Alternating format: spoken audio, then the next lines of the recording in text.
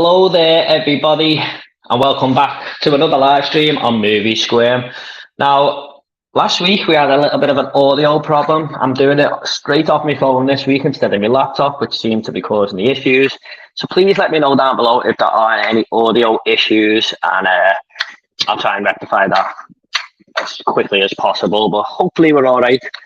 And yeah, it's just another horror live stream, so don't forget to get your comments in down below, horror related, of course, and we'll try and answer them as best as possible. And when I say we, I've got a very special guest here today, and we've got my friend Tom. I'm just going to add him in right now. Hi, Tom. How are you, mate? Yeah, not too bad, mate. Yourself? Yes, mate. Nice to have you on. Now, for those who are watching, you haven't got a YouTube channel, have you, Tom? Is that right? Yeah, nothing like that. This is my first time doing any type of live streaming or anything, so let's hope it goes well. I'm sure it will, mate. I know you're a bit of a horror fan anyway, so have you ever, well, before I ask you this one, I just want to let everyone know how I know Tom. I used to live in the same street as him, and me and my sister were friends with you and your other two sisters, weren't we? And we used to just go to each other's houses and stuff, and sometimes we did watch the odd horror film and stuff like that, and we used to just play out in the street and stuff when we were really, really young and stuff. So yeah, I know Tom quite a while now, and he got in touch with me on Twitter and said, if you ever need someone to talk movies with, horror movies, I'd be happy to come on. So yeah, all you got to do is ask if you ever want to come on this channel, and I'll try and get you on. So Tom, I'm very, very happy to have you here, mate. So I hope you enjoy it. Yeah, nice one. Yeah, I'm sure it will. Yeah.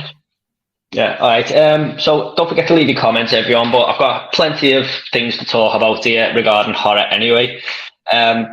So Tom, have you ever thought about doing YouTube before we get into the horror, or? I don't know, mate. That's a big question, isn't it? I don't know. This is my first time doing anything like that, so we'll see how this goes and kind of go from there. But there's nothing being planned or anything like that. This is just a bit of fun, I suppose, for now. Yeah, maybe this will spur you on to maybe make some content if you enjoy it. Who knows? Who knows? But yeah. All right, mate. So, are you just a movie fan in general, or is it only horror you watch, or what? No, I'm a massive geek. I'm a massive movie geek, to be honest. I always have been, even when I was a kid and stuff. You know, when you come in from playing out and people would be on the PlayStations and stuff, I was just films. It's the way I've always been. I played out a lot as a kid, but even when I got straight in from school, I'd be watch a film, then I'd go out, and then same again when I got in. But horror's always been the kind of, especially as a kid, it's like the mystery of it, you know what I mean, and the taboo of it, especially when you're a kid. So that's always kind of been my favourite genre. And it's the buzz you get when you go to the cinema to watch a horror film, I suppose. Yeah, I know what you mean, mate. Anyway.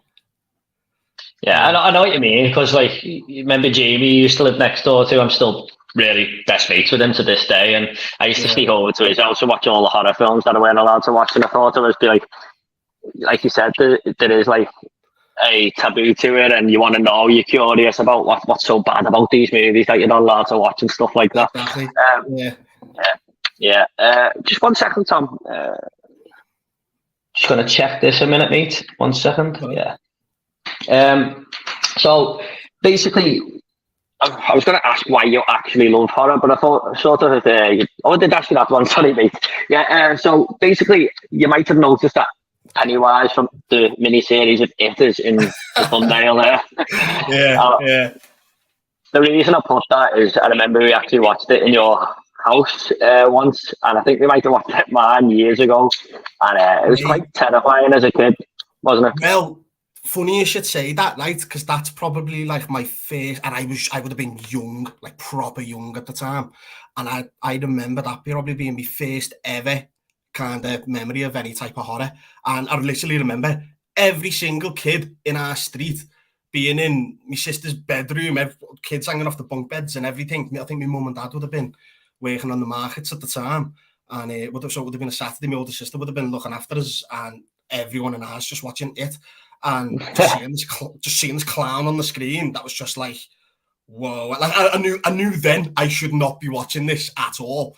You know, and as you know, the first scene, a young kid's getting eaten.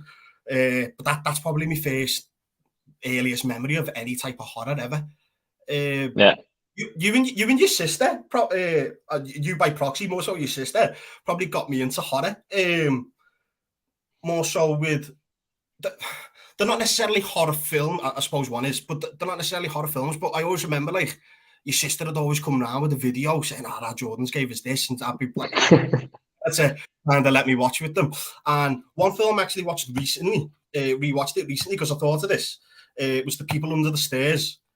Yeah. I rewatched it recently, and I was just like, "Wow, that I proper enjoyed it," just because I haven't seen it that long, and it's definitely that's due a remake. That could be really good. And The Lost Boys, which I know is not a super horror, but I always remember your sister coming down with that as a kid and just thinking like that was probably like again just like a soft introduction into and again it's.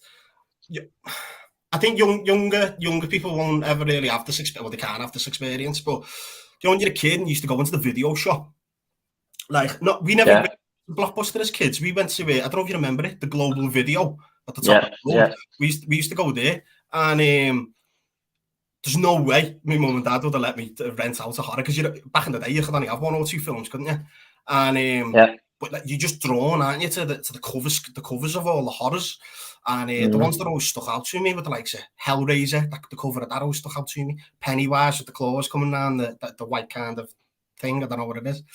And the Evil Dead, that's the very original. I don't know if you remember it. It's like the green kind of deadite on the front of the thing. I mean, my uncle had that. My uncle Kevin had that on VHS, and that used to just freak me out as a kid, but I'd constantly be looking at it, knowing that I'd never put it in the VHS. I can totally relate to that, mate, because some of my favourite memories are like when my dad actually let me start watching. Well, I think it was more my mum who didn't really want me to watch them, but when I was actually allowed to watch horrors, going to the video shop, my dad used to just like let me rent one every time we went. So like they'd pick a film and I'd get to pick one. I'd always go to the horror, but you look at the covers, don't you? We didn't have the internet back then, and you just basically had to go by the cover, didn't you? But yeah, there were some great ones there, especially like the It one and the Hellraiser ones always stood out to me, even though Hellraiser 1, 2, and but even though they all look the same, Hellraiser 1, 2, and 3. Definitely. Because they always just had him on the front holding the box, didn't he? The puzzle box. I remember.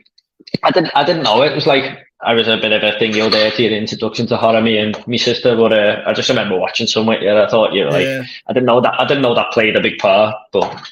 It's just loads of little things, isn't it? Like I don't know if you were there. You might have been there because I don't know how I ended up there. But the first time I remember watching a horror like properly for all the way through, I don't know the age differences between ourselves, but I was still a kid, but a little bit older than the It time. And Freddy vs Jason had just came out, like it was on the pitches, and back in the day, people used to get like dodgy copies from the markets and things like that. I think someone had it, and we ended up all going to. Remember Pikey? Yeah. Was you there? I don't know if you were there, but we all ended up going down there, and the copy didn't work, so we ended up watching the very first Friday the 13th, and I was by far the youngest person there. I don't know how I ended up there, but I remember just watching it and being terrified of it, like. And I was hooked at the same time, and I just kind of have been ever since. But it's just those little things that just kind of stick in your head, isn't it? But yeah. I don't know if I was there that time, but I know exactly what you're talking about with the fake copies and stuff. And I used to be gutted when I got home and they didn't know how they were, or they were just a terrible copy. But I remember Friday the 13th. Like I remember Vicky, who lived next door to me. She was mates with your sister Leanne. I remember Vicky. Yeah, I remember went there and watched Friday the 13th in her house, and I was absolutely terrified. It's mad. It's so tame now, isn't it? When you watch Friday the 13th, the first one. Do you know what? It is, right? But I showed it to my mate Matty. He'd never seen it. He'd never seen a couple of the like classic kind of, or like I call them classic, but it's been going a lot longer than that. But those types of movies, and I probably enjoyed it, and I've been kind of rewatching them. I think I'm up to the 4th one now, so I think we're due for Tommy to kind of come into it. But I watched the 3rd one last night, and they are really cheesy, but at the same time, I don't know what it is. They're just so enjoyable and they're so iconic. Yeah, but when we get on to our recent horror watches in a minute, which I'm going to ask you, I want to talk about the camp slasher film, and it resonates with Friday the 13th a little bit, and I know exactly what you're talking about there with the 80s cheese and all that. But so I've just got a quick comment here. We've got one comment in, and that's Alan, who was on the stream last week. All right, Alan, hope you're well, mate. I hope the audio is okay for everyone. Hi, guys. Hope you're both well. Great to see you host another live, Jordan. Looking forward to tonight. Thank you so much, mate. I hope you enjoy it. I'm sure, hopefully it'll be a good one. Hopefully you get a few comments in and stuff. But yeah, if anyone is watching, there's 15 of you. Don't forget, comment, and we'll read your comments out and talk about anything horror related you want to talk about. Just going back to People Under the Stairs there, Tom. I think that's one that's aged very well, actually. I know you said it needs a remake, but I mean, what I mean by that is when I watched it as a kid, I didn't really remember too much about it. And then again, when I watched it about 2 years ago with my wife, I really enjoyed it, kind of like you did there. So, but apparently there is a remake coming of that with Jordan Peele involved. Oh wow! Do you know what? Especially with the kind of racial tension undertones within the film, he's probably the perfect person to make the movie. Yeah. So I'll be really looking forward to that. To be honest, it's not that it needs a remake, because you're right, it does. It kind of stands the test of time. It's just I'd like to see it modernized maybe and see what they can do with it going that way. Especially with the way we're a lot more desensitized to things now. So I could imagine at the time that would have quite a shock factor, especially with Wes Craven attached to it. But these days, not so much. They probably have to up it again. But yeah, I'm looking forward to see that one. Yeah, I mean, I'll be director. I think he's got a production company called Monkey Paw Productions, hasn't he? And I think he's producing it and writing it and stuff like that. I don't know if he's actually directing the film. I think it was kind of like what he done with Candyman. I think he wrote all that and stuff like that. So, I've got to be honest, I've got strong feelings about the Candyman reboot. And I'm not against reboots by any stretch of the imagination. I just thought that was garbage. Yeah. I actually enjoyed it, but I remember. Yeah, I didn't mind it, mate. It's not as patch on the original. But someone in the cinema, someone walked out and I just heard them go, shite! Halfway through the film. Wasn't you, was it? Might be, I don't know. Yeah, and we'll get on to like remakes and stuff in a minute, because I do want to touch on that. But I was just going to say, have you got any like favourite horror films of all time, like you'd like to mention, or like maybe a top 5 or something? It's more the franchises themselves. Do you know what, right? In the past decade or so, you're probably the same, mate. I don't get scared anymore. It's very hard to scare me now. It's more horror games that scare me more than anything else, because you're on the edge of the seat. But, you know, as above, so below. And it's not even like an iconic horror or anything like that. It's just, jump scares, I think, are quite cheap these days. I try and go for more suspense. That's what I judge kind of horror films on. But the jump scares and that proper got me. And I remember in the cinema being on the edge of my seat almost every 5 minutes. Like, oh my God, thinking I was going to have a heart attack. Really enjoyed that one. Hell House. I got that off your Movie Worm channel when you recommended that. And I've put about 5 or 6 people onto that, and everyone's came back and said they loved it. So that's always kind of like a recommendation of mine. Again, that does not rely on jump scares. It just kind of slowly feels creepy, doesn't it? Yeah, the creep factor. I mean, it's not a favourite of mine at all, but have you seen Skinamarink yet? No, I haven't seen it. I've heard so many mixed things on it, though. Mate, it's one of them. It's very, very good at building the tension, but it's one of them films, you know, it's on for like an hour and 40 minutes, but you could have watched it in 40 minutes, really. But the director was trying to be as arty as he could, but yeah. It's meant to be like a VHS, badly damaged VHS tape or something like that, is it? Or something and there's a lot of long shots looking at Lego on the floor and like a fly on the wall, and you know, those types of things that aren't really that necessary, but it doesn't have to put a shiver up your back, like. I'll have to check that one out. I need to make my own mind up on that. That definitely, it's not a film I'd ever recommend to necessarily, but it's, unless they were like banging to horror, but it's one of them films. It's a bit like, for me anyway, have you ever seen a Serbian film? Yeah.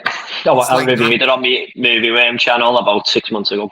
Right, okay. Well, it's like that, but in the sense that it stays with you. Right. Type of thing. But especially with you as well, with you having young kids. I struggle to watch anything to do with like kids now because I've got one, but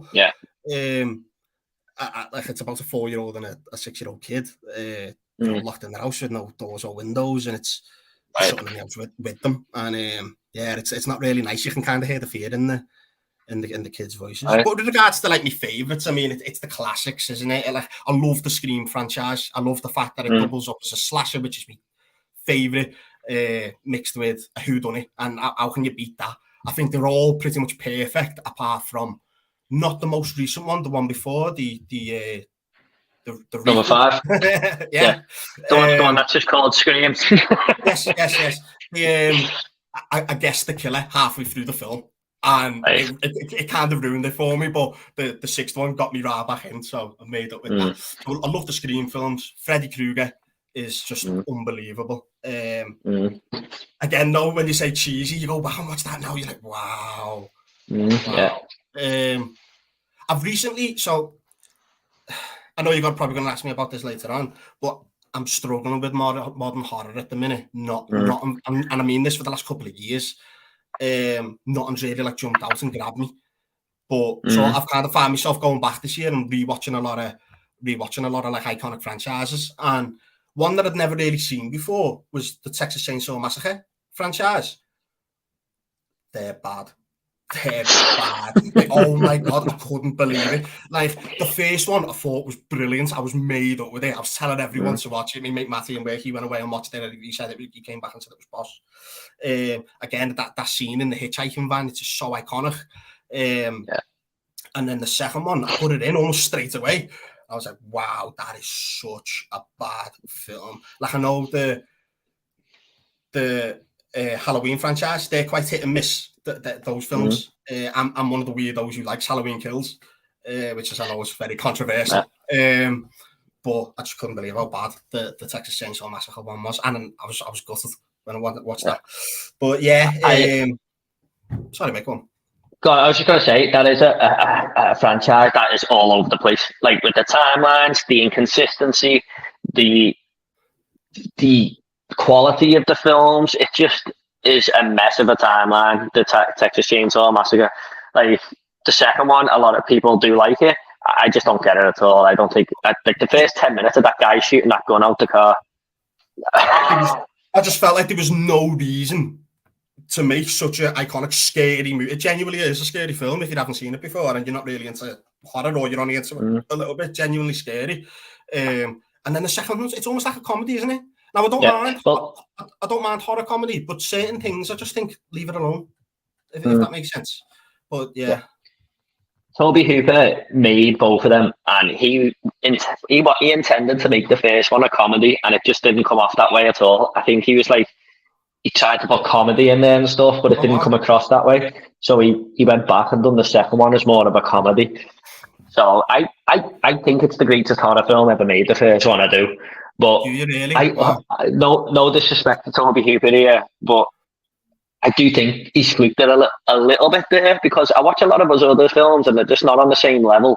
And the fact that he even admitted that he wanted to make a comedy out of it just makes me think, you know, did he fluke it a little bit there? But no denying the cinematography, and it's great and everything, because I love the outback of Texas, the way it's filmed and stuff. He got all that right. But it's a very strange film, and I don't know if he meant to 100% make it that way, but well, it worked out. It worked out for him. And wasn't it banned? Wasn't it a video nasty at one point in Britain? I don't think it was actually a video nasty, this one, for some weird reason. But it got. I think it just got. I think it did get banned, but it wasn't on the video nasty list. Did you get me? Oh, Which is kind of weird. Because I've been looking up the video nasty list, and I'm pretty certain it's not on there, because I'm actually I've got a letterbox list there with all the video nasties ranked and stuff. And I don't think it's on there. But have you seen the Texas Chainsaw Massacre 3 and 4? Mate, the fourth one, oh my goodness, is the worst film I think I've ever seen. And when you consider it's got Renee Zellweger in it and Matthew McConaughey, it's just it's like, I'm looking at the camera now. Do not ever watch this film if you're watching it. It's just so bad. I was really disappointed, to be honest, because the game comes out next month. I'm really looking forward to playing that. I do want to touch on the game in just a bit. I wrote it down, but we will get to that. No, it's all right. That's all right. I'll just let you know. I will talk about that in a bit. But I actually think I enjoyed 4 more than 3 just because of how bizarre it was. Like 3 to me was really just boring. Like it was so dull, dark, and nothing. I can't even remember much about it, but I just remember 4 being very bizarre, and it kind of very slightly enjoyed it more just because of how stupid it was. Yeah, I think number 3 didn't know what it wanted to be. Like I think they tried to take like a serious tone with it. I think they tried to bring it back from number 2, but it just didn't work, and it kind of got stuck somewhere in the middle. And then you had kind of like, was it Keenan and Kel's dad? Just running around trying to just running around thinking he's like a super soldier, but he's just this fat guy with a shotgun. But it just feels like it's in the middle of nowhere. But we're just saying with Toby Hooper there, and the rest of his films are pretty like meh in your opinion. I think that just like, I'm a massive Wes Craven fan. I just think he's brilliant there, and you think like he's had Last House on the Left and Hills of Eyes and Freddy Krueger and Scream, and you just think how can you be so good at one thing? But you know, Wes Craven's got a few underrated ones as well. People under the first. I'll just get, before we move on, Tom, I'll just get onto these comments a minute. So we've got Jamie and you come. All right, boys, good luck tonight. Greatest memory was making George cry to horror. Yeah, you did, Jay. I don't know if the word cry is the right word, but I was tired. You must have if he said that it's got to be true. It's just a bad one. No, but I was sorry about me finger on the camera there, everyone. Oh my god, I wish I couldn't turn the camera on. I watched Nightmare on Elm Street 2 terrified me when I watched it with Jay as a kid. Yeah, well, good to see it on that show. Oh, awesome. Nice one, Jamie. Thanks, mate. I'm going to rewatch the Freddy Krueger films. I'm straight. As I say, I'm on to number 4 of Friday the 13th, so I'm going to dive straight back into the Freddy Krueger films after that. So I'm looking forward to that. But yeah. Do you know what, mate? I don't know if I can call myself a true horror fan. I said this to Alan last week on the live stream, but I've never seen Friday the 13th part 5 or 7. Really? And like I had this book when I was a kid of every film ever reviewed in it. I think the Radio Times, the book like that, and they were the 2 lowest rated ones. So every time I went to rent a video out the video shop, I'd go for a Friday the 13th that was rated high or any other horror film in there, and I just never ever got round to them 2. And we've never really had a good Blu-ray release over here or anything. So there is an American Blu-ray box set that I'm going to get to, and I'm going to pick it up when I get Region Free Play. I'm going to go through them all, definitely. But I think one of them is it's not actually Jason is the killer, and the other one's a girl with telekinesis or something. Yeah, one of them's got a girl with telekinesis in it. But with those types of, not those types of horror, but they start kind of going silly, don't they? Freddy Krueger's the same. After, I think it's the 3rd one, even though some of the people in the 3rd film are in the 4th film, they do start going stupid, and by the time they get to Freddy's Dead, it's wow. Yeah. Freddy's Dead, man. But I've got a confession as well. Yeah, I've got a confession. I've never seen the Alien franchise. I've seen half of the first film, and I didn't like it. I was bored, so I turned it off, and I never really turned films off. Wow, man! I think you're the first person that I've ever met. I know that's controversial. No, mate. There's films that we've all got that we haven't seen. Definitely, there's popular horror films I haven't seen. Friday the 13th, 5 and 7. I haven't seen that. So I think just let me please listen. Please watch the second Aliens film because it is one of the greatest films ever made. Trust me.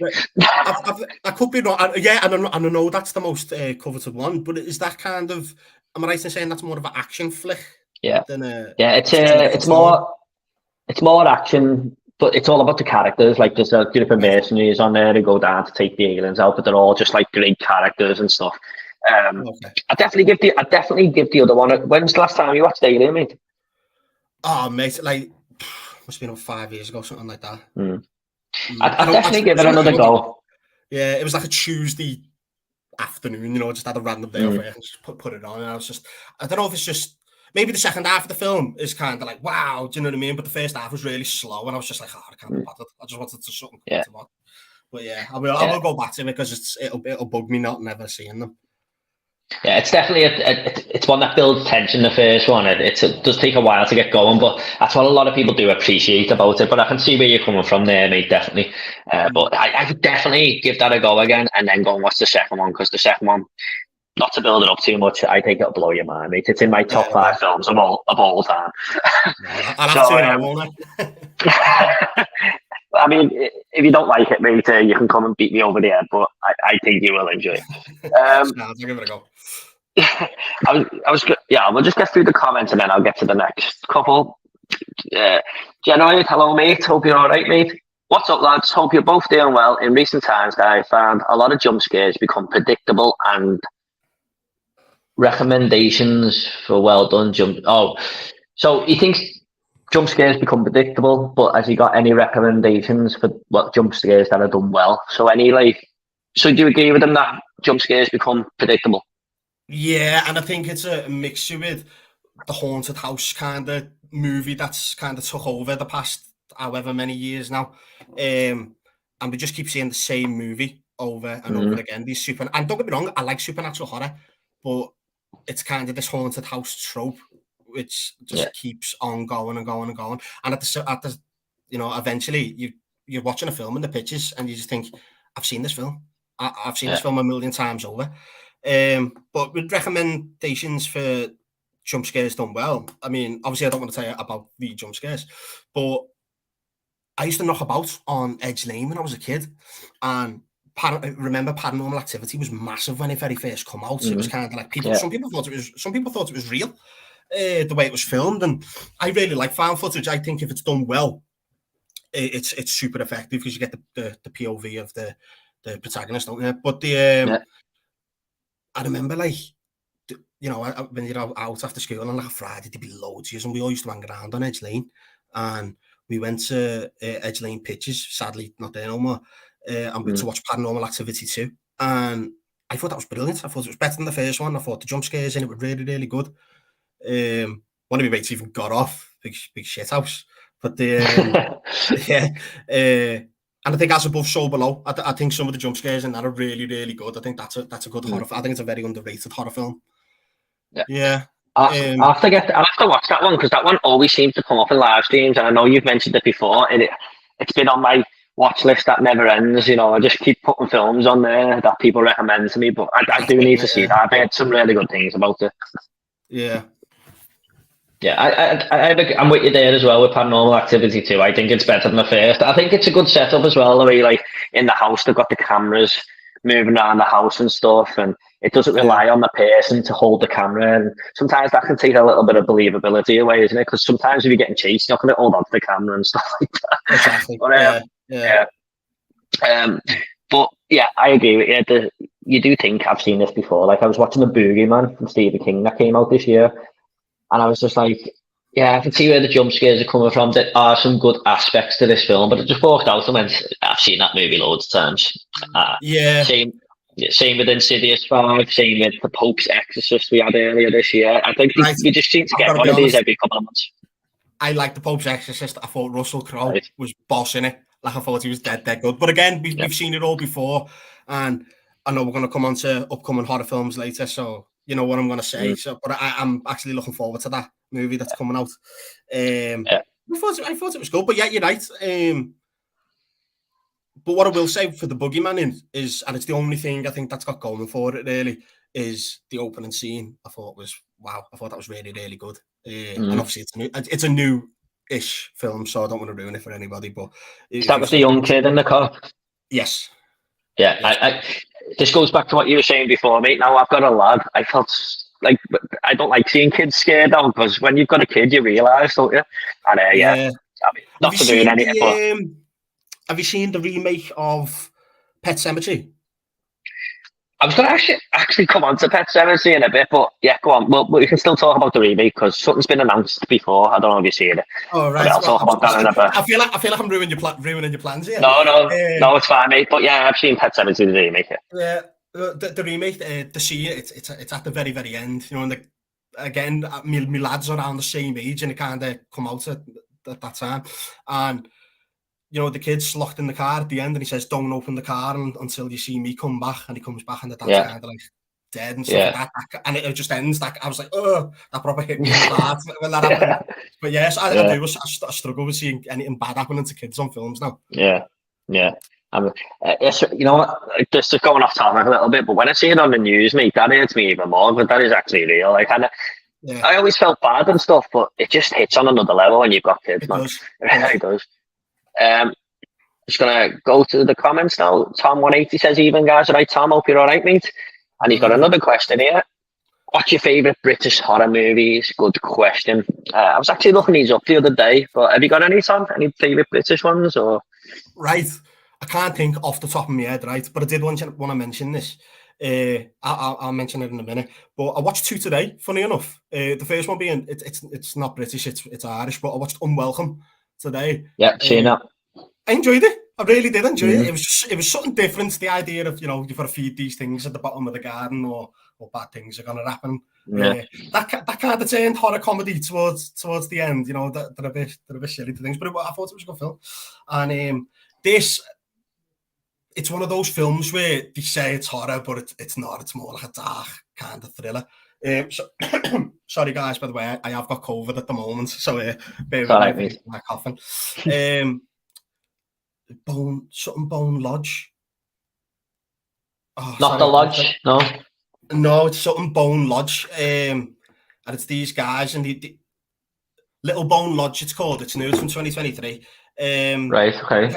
Yeah, I just thought it was a good concept. You kind of, you know, it's like a home invasion film, but it kind of, you know, flips on its head and it gets turned on them, and it's quite a good twist. If you haven't seen that, I'd say give that a go, Tom, mate. That's not a bad film. But with regards to British horror, I feel like I've just googled it now, because I did actually look these up the other day. I was going to actually thinking about doing a top 10 British horror, and they've all just gone out my head. But if you ever do another live stream, Tom, you'll get to notice this more. You know the answers to things, and when you're live, you just go, your mind goes blank. But we've got like The Wicker Man and stuff. I'm not a massive fan of that film, to be honest. No. But there was a big one that I looked at, and I thought, that's probably my favourite British horror, and I just can't think of it now. We need a British horror icon. I've been saying it for a long time. We need one. Yeah. And I'm not being funny or nothing, but British actors always play the best villains, and that's known throughout cinema. I think I've always said Tom Hardy should play it. Like, if you look at him playing like Alfie Solomon and Bane and things like that, and I forget the character's name, but the guy in Taboo. The way he can just like change his face and his attitude and things like that, I just think he'd be perfect for some type of British. That's like a horror. That's a good shout. Filming in Liverpool, why not? Go for it. Have you seen the Take with Tom Hardy and by any chance? No, do you know what? Right, my mum and dad have been telling me to watch this for a while, and it's just one of them things I haven't got around to watching. Yeah, they said it's brilliant. Yeah, my mum and dad told me and my wife to watch it years ago, and we sat there, mate. I think we started the first episode at 9:00, and we watched all four of them. And it was like 1:00 in the morning when we finished it, and we just couldn't stop watching it. It is by far Tom Hardy's best performance, in my opinion. But he pulls some faces in that, and I know exactly what you mean. You know, he's just got a unique ability to do that, hasn't he? If you've seen Bronson, I think most people probably have. He's perfect at doing it. That especially when he's playing the mime guy on the stage. He does it loads there. But with regards to British horror, and you think it's a shame as well with British horror when you think of the likes of like Clive Barker, Hellraiser could have been British when you think about it, especially with these Scouser as well. Imagine we had a Scouser pinhead, you know what I mean? Or the Candyman, the short story that comes from Clive Barker. Clive Barker. Well. I mean, based in Liverpool. Exactly. Should it be right now? I could be wrong here. I could be wrong. My mate Anthony told me this, and I don't know if there's any truth in it. But is that based on Purple Aki, or is that just an absolute lie? I'm not too certain, mate. To be honest, I mean, I don't know if he was around in 1992 or the 80s when he wrote that film. That book, I don't know, mate. To be honest, I just know the name of the book is The Forgotten as well, isn't it? It's not actually Candyman. It's called The Forgotten, I think. Right, okay. But yeah, Something like anyway, that. we need a British horror icon. Get him in Liverpool. Yeah. I think Tom Hardy would be great as a horror villain, definitely. I've just looked some up here. We've got like American Werewolf in London, which is a great horror movie in my opinion. Fantastic film. Fantastic. Yeah. One of them as well. Stood the test of time. Still looks good today. Yeah. I mean, the guy who done the effects won an Oscar, and it just, Yeah, he fully deserved it. Have you seen his podcast on Joe Rogan? No. Yeah, so he actually done all the things for Star Wars as well, in the cantina scene. And they're all horror things from like all the old like all the little aliens and all like that. They're just like touched up. They're all touched up little vampires and ghouls and all like that from like the old Universal horror films from like the 1920s and 30s. So he used the old masks and touched them up for Star Wars. Yeah, for the canteen scene, the Han Solo and stuff. Yeah. Really, really good podcast, really good watch. And that was the first time they tried to do it on screen. Someone transforms into a monster in American Werewolf in London when he's in the flat and he does it, which I thought was just a geeky little top fact. But yeah, it's a brilliant. My dad put me onto that years ago, and I just think it's another one that I just recommend to people all the time. I just think it's a brilliant film. It's a brilliant story. Again, set in Britain, you know what I mean? And I just, it is. It's a really, really good film. That could do with a reboot. Well, I was just thinking when you were saying that, going back to what you said, films don't really scare you no more. But I think there's some scary scenes in that film with the dreams. Like where Yeah, and when the like Nazi pigs are knocking at the door and just shooting all his family and stuff, I'm like, what? I mean, when I say things will remake it one day. Yeah, it's due. I mean, leave the sequel out of this. The first film is brilliant. The Paris one is just dreadful. But I haven't seen that for a long time. Yeah, when I say films don't scare me, I mean it's more. I get it. Like I don't really jump as much. I see them coming. Like you gotta get up pretty early in the morning to kind of make me jump now. Unless I'm in the cinema, but it's just louder, isn't it, and bigger the screen. But it's more the creep factor that gets me now, the slow build that gets me. I appreciate that a lot more as I've got older. I've got a bit more patience. Yeah, I totally agree, mate. To be honest, the films that scare me the most are ones that are like realistic. Like, I don't know if you've seen the Poughkeepsie tapes, is it? Yeah, the Poughkeepsie tapes. That's quite a tough watch, to be honest. Yeah. Well, you can't just look over your shoulder when you're watching and stuff. Yeah. Well, that's what I was going to say. Like, when I watched that the other week, well, no, it's a few months ago now, I came down to meet my lad's bottle in the middle of the night, and not messing with me, I was looking over my shoulder going, I just don't feel right here, because that was just so realistic the way it was made, and it's a mockumentary really, isn't it? But, that creeped me a bit. That's another one that I probably wouldn't recommend to people just because they probably look at you and go, you're a weirdo, you. But it's a good film. It's, especially if you're into horror, it's definitely worth the watch. But a couple of more. We've got Even Lee here and Shaun of the Dead, Dog Soldiers. There's a few. Fantastic. I watched it for the first time last year. I'd never seen it, and I finally watched it. What did you think of it? I thought it was okay. I didn't love it as much as a lot of other people, but I think it's fantastic. There's a lot of football references in it. Like at the end, he says, "I think do you think it's all over? It is now," and then shoots away. I mean, speaking of football, nothing's scarier than Everton at the moment. So if you want to watch a real life horror film, there's that. That for you. But I know what you mean with the real things. Like Wolf Creek is perfect. I can't remember. You'll probably know what the antagonist's name. Mick Taylor. Mick Taylor. He's another one like Tom Hardy saying the way he can just turn, especially the campfire scene at the beginning. But again, I know what you're saying. Real life scenarios are scarier than the supernatural. Yeah, definitely. Because even like the Texas Chainsaw Massacre, as bizarre as it is, and as bizarre as that family are, I just wouldn't put it past people like that in the outback of Texas, just living there in the middle of nowhere. I wouldn't. No, would you anything? It's based on a true story as well. Well, that's it, mate. And speaking about this, my mate knew I was coming on. He asked me to mention it, and he said it was Texas Chainsaw Massacre. But when he re-googled it, I don't know if you know about this, but the Hills of Eyes. Yeah. That's kind of based off a medieval Scottish family called Sawney Bean. Right. I don't know if you've ever heard of that. I'm aware of him. I went to the Edinburgh Dungeons and it was all about him. Oh wow, yeah. Well, apparently that's where the influence for he was the influence for the Hills of Oz movie. All right. I didn't know that. Learn something new every day, mate. Every day's a school day. Yeah. Right, so we've got Alan. Favorite movie monster? Good question. That's it. I'm gonna have to go on, Tom. Have you got one or? I have got See one, but that? it won't be your favorite. I don't know. It's put me on the spot now. Monster movie. I don't know. Well, just movie monster, really. Vecna. Does he count? Is he a monster? Vecna, which one? I've heard that name. From Stranger Things, no? Oh, yeah. We'll go with that, mate. If you, I don't know. if it's off, if you can't think. From London, yeah. I'd probably go with the Xenomorph, Alan, to be honest, but which is the alien from Alien. But I know that won't be your favourite, Tom. No. I'm seeing Predator. Yeah, Predator's a good one as well. I like the design of the Predator and stuff. Did you watch that new one, Prey? Yeah, I thought it was really good. And to be honest, again, I've only ever seen the very first one with Arnie, and then Prey. But I thought that was really good. It'd be good if you could kind of take him through different time eras and time. Yeah, a lot of people saying they want that for the next few films and stuff, which that would work, I think. Yeah, keeps it fresh.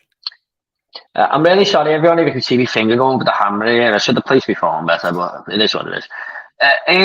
Jamie says, Alien is not a horror, but a sci-fi. Fight me. Well, can it be horror sci-fi, Jamie? Does it have to be one genre, does it? Like, where you get horror comedy? Event Horizon is definitely a horror sci-fi. Yeah, I haven't seen that one for years, mate, to be honest. I remember not liking it. My dad got me from the video shop, but I definitely want to rewatch it because he had so many good things about that. Who's the guy? Is it Sam Neill? I think he's really good in it. I mean, it's Lawrence Fishburne's in it as well, isn't he? Yeah, I mean, the 90s wasn't the greatest for horror, in my opinion. But that's probably a small light in the decade of it. Yeah, it's good. It's good. It's definitely worth to watch once. It's on my 4K list. I'm planning on picking it up. But yeah, you're right, Jay. There is a lot of sci-fi elements to it, and I'm not going to deny that at all. So, Jumped in the River, What Did I See? Is coming back, Jamie, there. Alien is a horror, and so is the original Terminator. I agree. What do you think of that one, Tom? Do you think that's a horror movie? Well, I can't speak for Alien, but Terminator definitely is. And James Cameron even came out and said, like, that's why in the second one, they had to make him kind of like the good guy because they couldn't have them cheering for the, the audience cheering for the bad guy killing all these innocent people. Yeah, it is. The first one's definitely a horror. It's a slasher with guns, isn't it? I mean, he's going around killing everyone. He takes out the bloody police station, but it's with guns. That's the only difference, in my opinion. But it's so dark, Arnie. It's terrifying. I've had nightmares about that film when I was a kid, and I loved Arnie. He was my hero, but I still had nightmares about that film. Yeah. But yeah, one of the best films ever made, to be honest. James Cameron also done Aliens as well, Tom. I think you know that, but yeah, well worth a watch, me. Okay, the sequels were sci-fi, though. Yeah, action sci-fi Terminator. The sequels, I suppose. Yeah. I'd say the only one that's horror is the Terminator, but I do think there's a horrifying scene in Terminator 2 with when the bomb goes off and everyone's melting in the park and stuff like that. Don't even remember that song. That for me is the most perfect example ever of a film that stood the test of time. I know we're going off a little bit off topic, but if you've never ever seen Terminator 2, it's my favorite film of all time. It's just perfect from start to finish. Yeah, I can't speak highly of it enough. But yeah, that scene where the nuclear bomb kind of goes off. Yeah. It's terrifying, especially with the world we live in at the moment with what's going on overseas. It's terrifying, isn't it? So yeah horror. Seen a few memes this week of John Connor is judging you and he's just looking into the camera saying, "Why are you messing with AI?" It's right though, isn't it? Yeah, definitely, mate. Ishbala brother Thomas conjuring very scary movies. That's me mate Matty from work. Right.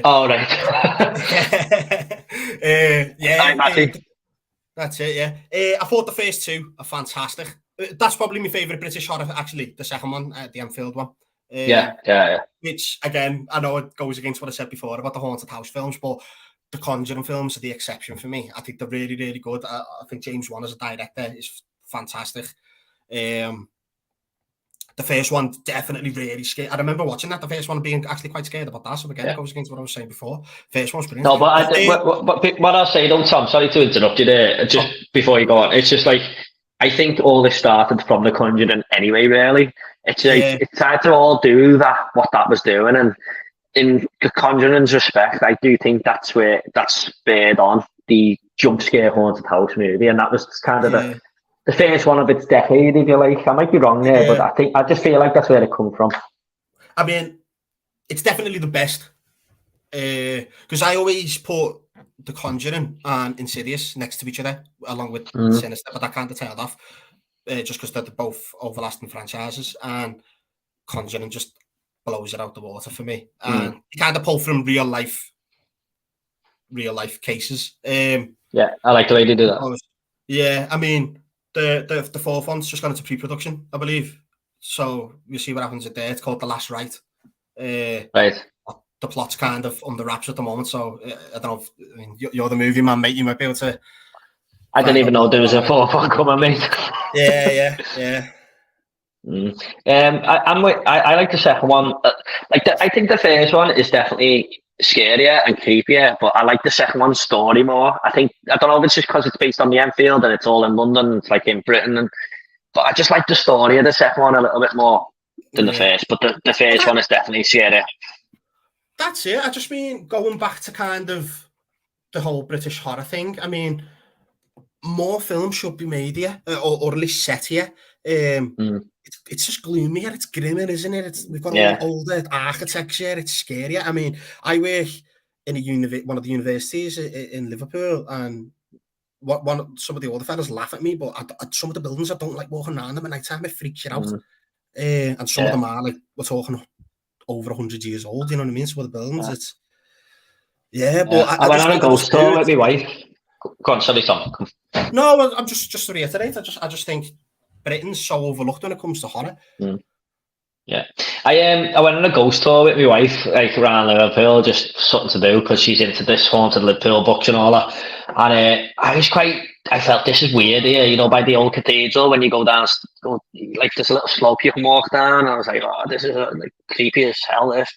But I know what you mean. And, like, I know it's not a horror film, but the latest Batman film used Liverpool, didn't it, to be like Gotham because it's dark and gloomy, and it just works. So I'm totally with you there, mate.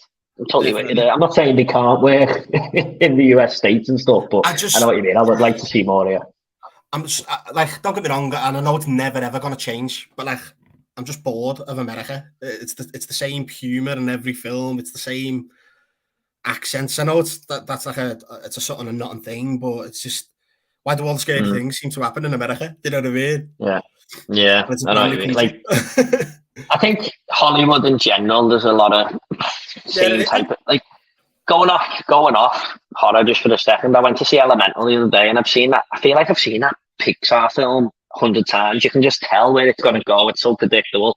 Follows the same formulaic path, and a lot of horrors do that as well. But not to get off subject anyway, but I know what you're saying. Horrors. I mean, the one thing I'll always respect good horror writers and good horror directors for is, by far, more than any other film genre, horror is the hardest to conclude, like, bring an end into. You've got to make this entity or this antagonist sound like the most unbeatable thing in the world, and it's the most terrifying thing in the world, and defeat it in 90 minutes. So, you know, my hat goes off to, I think, horror directors and horror writers, they've got the hardest job in cinema. Yeah, fair enough, mate. I mean, although I wouldn't say that they seem to be 90 minutes anymore, do they? They always seem to be like 2 hours these days. I know, but like, would you be against? I mean, a lot of horror films back in the day used to be like 80 minutes long. Do you know what I mean? Yeah, I know, yeah. They take a lot of them. They take too long to get going now, in my opinion. I mean, if the runtime's justified, I don't mind, but I just missed the 90-minute runtime. You know, there were so many of them in the 80s and stuff. They were just easy to watch, really. Generally, it says, you're dead right. a lot of horror films today are set around the house, and that's a bit pointless. A lot of horror films, I think it's means there, yeah. Is that right, Jen? Are set around the house, and that's a bit pointless. Yeah, we've seen the haunted house maybe done a million times, haven't we? Let's be honest.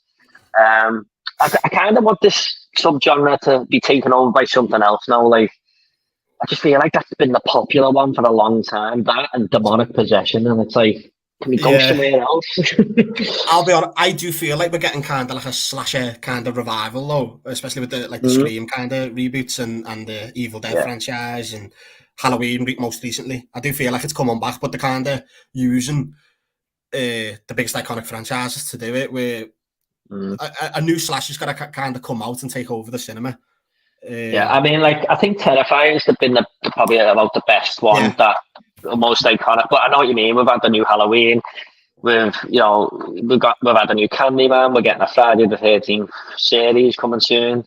We've had a Child's Play remake. So yeah, I know what you mean. We had 3 Halloween films, not just one. Yeah. What's your opinion on the third one? I was going to say, Tom, while we're on the subject, what's your little ranking of this trilogy, and what did you think of it? And I'll say what I think of the third one in a minute. Right, the first one's the best one, in order. First one's the best one. Second one's I know a lot of people hate the second one, but like when I'm watching Michael Myers, I already know the story and I know the kind of folklore behind it. I just want to see him do people in. And I don't feel like we were disappointed with the second one. Now with the third one, I don't think it's a bad film at all, but I wouldn't have done it in the third film of a massive trilogy like that. Yeah, as much as I like the third one, which is controversial for a lot of people, I know, I agree. It maybe should have been done in the second, or sort of built up in the second bit. Like, I get where Michael Myers is battered and bruised and he's underneath the thing because the whole town's done him in.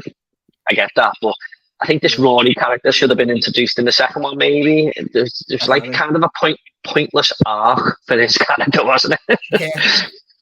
Yeah.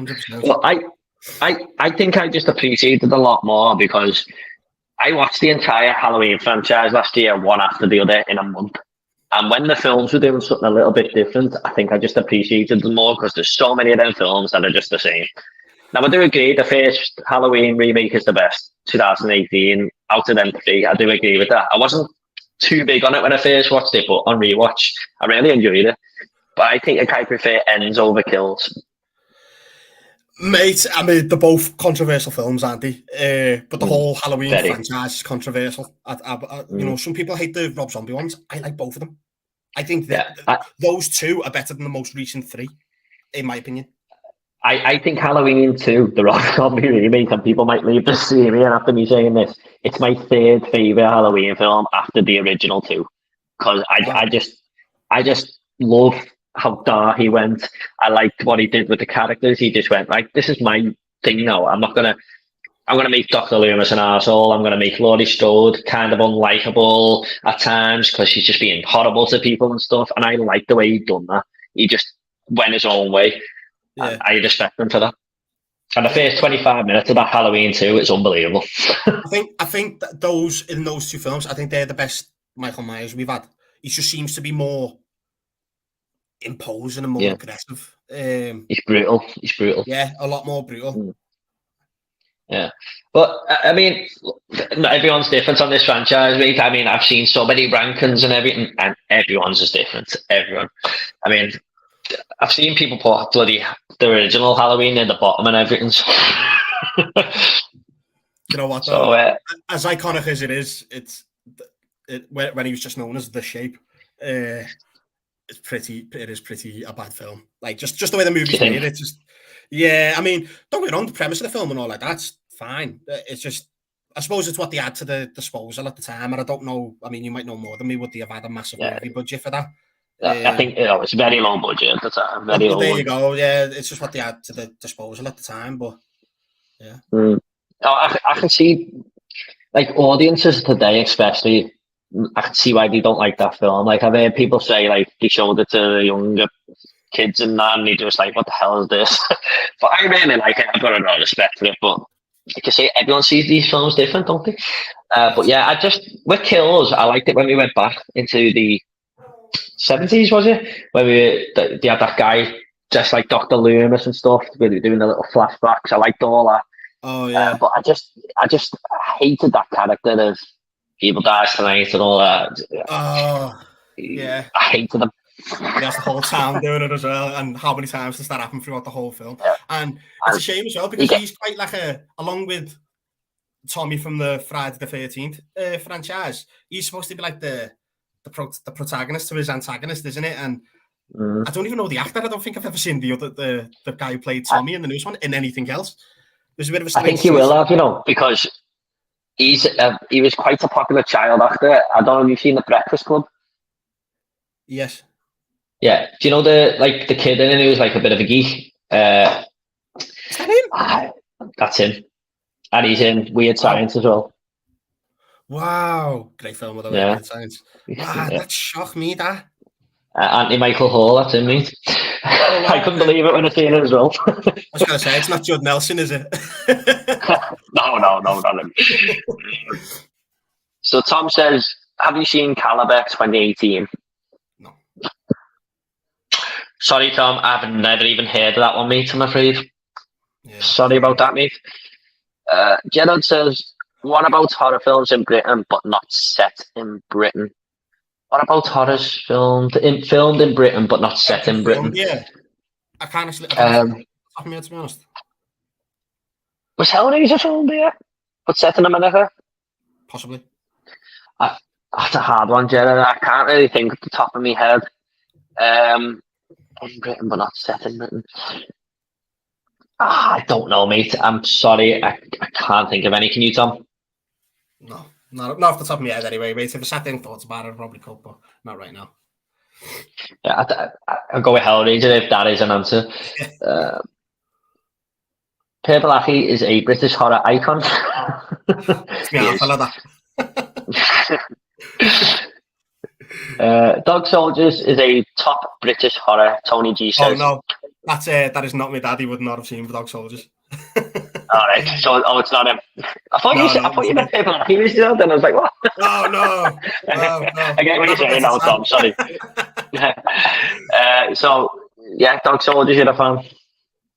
Yeah, I think it's brilliant. I like anything to do with kind of like werewolves and anything kind of that kind of way. But yeah, I think it's brilliant. That's a really good British horror, I think. Yeah. I don't think we get. There's not enough originality. I know it's an older film now, but there's not enough originality these days. And I know it's hard. I know because I watched your thing last week, and I know what you were saying. It's harder these days because if it's already been done, it's already been done, hasn't it? There's only so many stories you can write. That's why I think I appreciate low budget horror a lot more these days, because with the serious lack of budget, they can't afford to play safe. And it forces them to be more creative. Like, have you ever seen the movie Grave Encounters? No, I've heard of it though. Oh yeah, I need to see it. Yeah, it's again low budget, but it's just really, really good film, and and yeah, I mean they can't gamble. These I understand that, like I said, Universal and even Blumhouse these days, some of the budgets on these films now, they're hundreds of millions of pounds, so they can't take the risk. That's why we're seeing a lot of these. Big franchises keep coming back, and I mean, I do not think. I know there's a load of contract disputes and stuff, but it will not be long before we see Jason and Freddy back on the screens again. It just won't be. They're too big of a money maker to ever be put to bed. Same with Halloween. Like people say, these are the last films. I'm telling you now, in the next 10 to 15 years, we're gonna get another Halloween film on the pictures. Yeah. I agree, mate. I agree. It'll definitely come back. Might come back as in some form or other. There'll be a remake or whatever. If they did make a Freddy film, what would you want from it? If you don't mind me asking. I know that's probably a hard question, but what would you like to see them do? Would you like to see them do a legacy sequel like Halloween, where they cancel all the other ones out and just go off the first one? Would you like to see a remake? Would you like to see a sequel carrying on from Freddy's Dead? I don't know. No, I'll just leave Freddy's Dead alone. I don't know, to be honest, because I like the way they kind of, probably a direct sequel to the first one, but maybe have it like be Nancy's Kids or something like that. I don't know. The only problem with that I see is like the best one in my opinion wouldn't exist. yeah. Well, that's it. Like, funny enough, I was having this conversation with my mate the other day, Matty, and the first two I think are brilliant, and I love the third. The third one gets Freddy Krueger right the most, and then after that it kind of leans into the comedy too much, and it goes a bit silly. Like the first kind of two, he's a bit more serious, isn't he? Especially in the second one. Yeah, the second one he's at his darkest, I think, but the third one he gets the balance. Yeah, the kind of right. balance If you're gonna throw comedy in there, it's dark comedy, isn't it? Yeah, definitely. And yeah, I mean, I don't know.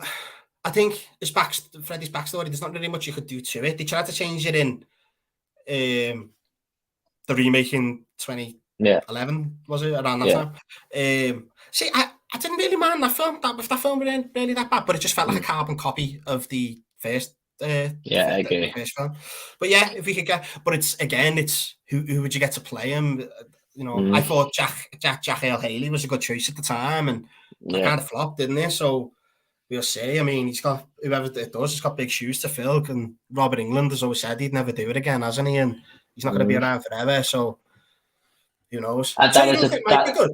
The young lad who played Elvis. I think there's a horror role out there for him. I can't think of his name off the top of my head, but the lad who played Elvis. Yeah, I know what you mean. Austin Butler. Yeah, him. Think so, yeah. I never actually thought of him as Freddy, to be honest, but I suppose he's got the build and stuff, hasn't he? I think a lot of the movies, like they've got to get Freddy right in the next one, 100%. That's the main thing they've got to get right. Just because he hasn't been on the screen for so long, and the last one was a bit. But yeah, same with Jason. You've got to get Jason right. I know we've got this series coming out, and I mean, you might know more than me. I don't really know what the premise is for it. I don't know whether it's going to be about Jason, about his mum, what, but they've got to get him right, and it's hard to get him wrong considering the fact he doesn't speak. So, yeah, I mean, well, I think this is going back to the 50s.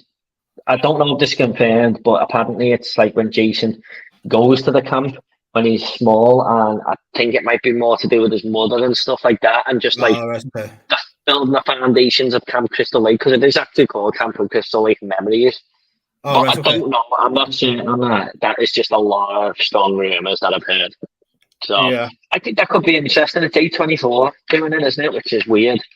Like that's the last franchise I think they'd pick up. Yeah, I mean, and they put out some really good stuff. A24. Yeah, so it'll be interesting to see what they do with it. I'll just get to the next comment. Oh, sorry about this, everyone. I keep putting my finger on the screen. Where do you draw the line between horror film and a film that's just overly graphic? Yeah, I know what you mean. By that you mean like gore? Yeah. Oh, right. Or something that crosses the line, if you like. I don't know, maybe Serbian film. Is that a horror film, or is that just to shock you? That crosses the line, 100%. That offends. Again, if anyone's watching, I am not recommending a Serbian film. Like, it's shocking. I think Skinamarink. Go on, sorry, Tom. Skinamarink. I mean, it all leads up to the climax of the film and what happens. And if you're going to watch it, I won't say nothing. But, you know, we're talking about a horror film, and the only two people that you see in the movie are a 4-year-old and a 6-year-old, and a lot of people are talking about its shock value. So, yeah, that crossed the line for me. Okay. I think the only example I can think of is the Human Centipede 2, where it's a horror film, but then it's just doing it to be overly disturbing in the end, and it goes off being a horror film, even though it does have an effect on me. It's a good question. It's a tough one. I'm not a massive lover I mean, I love slashers. It's my favourite kind of genre, but I'm not a huge thing. Sometimes I just feel like some films are gore for the sake of being gore. Yeah, I think that's sort of what he's getting at, isn't it, really? But, except, as a caveat to that, I love The Evil Dead. And I understand that that's like super gory, but I absolutely love that. I love the lore that goes into it and everything. Yeah. So I probably draw the line at Evil Dead then. Yeah, that's kind of me level. I mean, I think Hostel is kind of over the top, but I still consider it a horror film the way it all plays out and stuff. You know what I mean? I still think that's a good horror. So Yeah, I'd probably go with the Serbian film, to be honest. I think that's just doing it to overly shock it, isn't it? Hope that answers your question, Jared. A lot of British films, I feel, lean into the sort of horror comedy genre. Yeah, like Shaun of the Dead and stuff. Yeah. Have you seen a film called Kill List? No. Yeah, that's a British horror movie where these two hitmen get told, they get given like a hit list of 3 different people, and there's something to these people that they've got to kill. It's all right, actually. The guy off the football factory's in it, Neil Maskell. I don't know if you remember him. Oh, right, okay. Yeah, I'll give it a go. Yeah, it's not bad. But yeah, I know what you're saying. Like League of Gentlemen stuff, that's a TV show, but that's a lot of sort of horror comedy, isn't it, I suppose? Yeah. I feel like that's a very British thing in general, though. I mean, when something bad happens to people in Britain, like, we laugh about it, don't we? Like, we laugh in the, I don't want to say the face of danger, because that's cheesy, but like, whenever anything goes wrong, we make jokes about it, don't we? And that's how we kind of, as a country, how we kind of cope with things. Yeah, that's like our humour, isn't it, really? Or our personality, if you like. Tony says, what's your opinion on the new animatronic horror genre, such as Willy's Wonderland and Five Nights at Freddy's? Have you seen Willy's Wonderland, Tom? Yeah, it was so bad, I couldn't take my eyes off the screen. I'm not a fan of these types of films, and the minute I seen the trailer for Five Nights at Freddy's, that was the first thing I thought of. I just thought they're just copying completely from Willy's Wonderland, and I've got I'll be honest, I've got no interest in seeing the film at all. I wasn't a big fan of Willy's Wonderland, to be honest. I just really didn't like it. If you're gonna have Nicolas Cage, don't have him as a mute, because he's too good of a. He's got too much personality as a character as an actor to be silent, I think. Yeah. But yeah, I didn't like that film at all. I haven't seen the trailer for Five Nights at Freddy's because I was thinking about maybe playing the game before the film comes out. It's quite a short game, isn't it? But I've never played the game, so I don't know. I haven't got that much interest in it, to be honest, Tony. But I'm interested animatronic horror. I think I've only seen Willy's Wonderland, to be honest, lately. Go on, Tom, sorry. No, I was just going to say, I'm excited to see what's kind of... I like to think Nicolas Cage, especially with like the success of Renfield and stuff, I like to think he's kind of found his niche. And there's a film coming out this year, another one with Nicolas Cage in that we'll talk about later on. But I like to think he's found his a little bit of a niche now, and we can kind of see where he goes with it, because he is in it. As much as people love him, he's a hit and miss actor, isn't he? Do you know what I mean? Yeah, definitely. A lot of his films are garbage. But I thought we might see him in a lot more horror films now. Renfield was really good. Yeah. Well, I'll ask you about Renfield in just a second. What are you like for time, Tom? Crack on, mate. I'm off work with COVID. All right. I mean, I don't think we'll go longer than 2 hours, but are you all right for at the maximum 2 hours? Is that okay? Yeah, let's do it. We're on 1 hour 10 nearly now, but it mightn't be that long. We'll just see how the comments go and stuff like that. Jamie says, I love Train to Busan, just hope America don't ruin the remake yet, because I think there's one called Train to New York coming. Wow. Do you know what, right? I've got to confess, I've never seen it, but I've only ever heard good things about the Train to Busan. It's definitely on my watch list, and I will watch it soon, definitely, because I have heard how good it's supposed to be. Brilliant. Yeah. Jamie actually put me on that film, and yeah, it's a solid 9 out of 10 at least for me. After Dawn of the Dead, it's probably the best zombie film I've ever seen. Yeah, and do you know what? That's probably why I've been not put off watching it, but like put it on the back burner, and especially with like the last couple of years of The Walking Dead and things like that, I just feel like zombies is just overdone. Yeah, completely. Fair enough, mate. A lot of it does play on the characters on the train, though, which sort of is the best thing about it, I think, and it's very fast paced, which is kind of plays into the title of the film. So I do think it's definitely worth a go, mate, even if you're tired of the zombie horror genre. No, I will give it a go. I'm just a bit zombie now, but there hasn't been a big zombie release for a couple of years now, has there? So we'll see. Yeah, I know The Walking Dead kind of just took that genre, didn't it, and done everything they could with it, and I can see why people are sort of tired with it. I mean, I kind of wish The Last of Us came out years ago. I mean, I loved it, the TV show, but I think a lot of people watching it may have been a bit burnt out at the time with zombies. I don't know, but I actually quite. Why did they get bad reviews? No, I was just thinking, like my cousin who we work with, sometimes he kind of said, oh, I'm just a bit burnt out on the zombie thing. I don't know if I'm going to watch it just yet. And I don't know if there was many other people like that. Yeah. But yeah, I hope you don't. Sorry, just going back to that, Jamie. I hope you don't ruin the remake either, mate. But we'll see. We'll give it a go. What's some horror remakes you think are better than the original or equal at least? Right. Well, we might as well just talk about horror remakes, might we, Tom? Because I think they get a bit of a bad rep, to be honest. I think there's a lot of good horror remakes out there. Yeah, don't mind them. I mean, everyone's got a horror film. I mean, it probably has been remade by now, but everyone's got a horror film. Do you think, I'd love to see what someone could do with that film or whatever else? Evil Dead's probably the best one. I prefer Evil Dead 2 to Evil Dead 1. So, yeah, definitely Evil Dead. The Evil Dead franchise is strong, though. Like, really, really strong. There's not a bad film.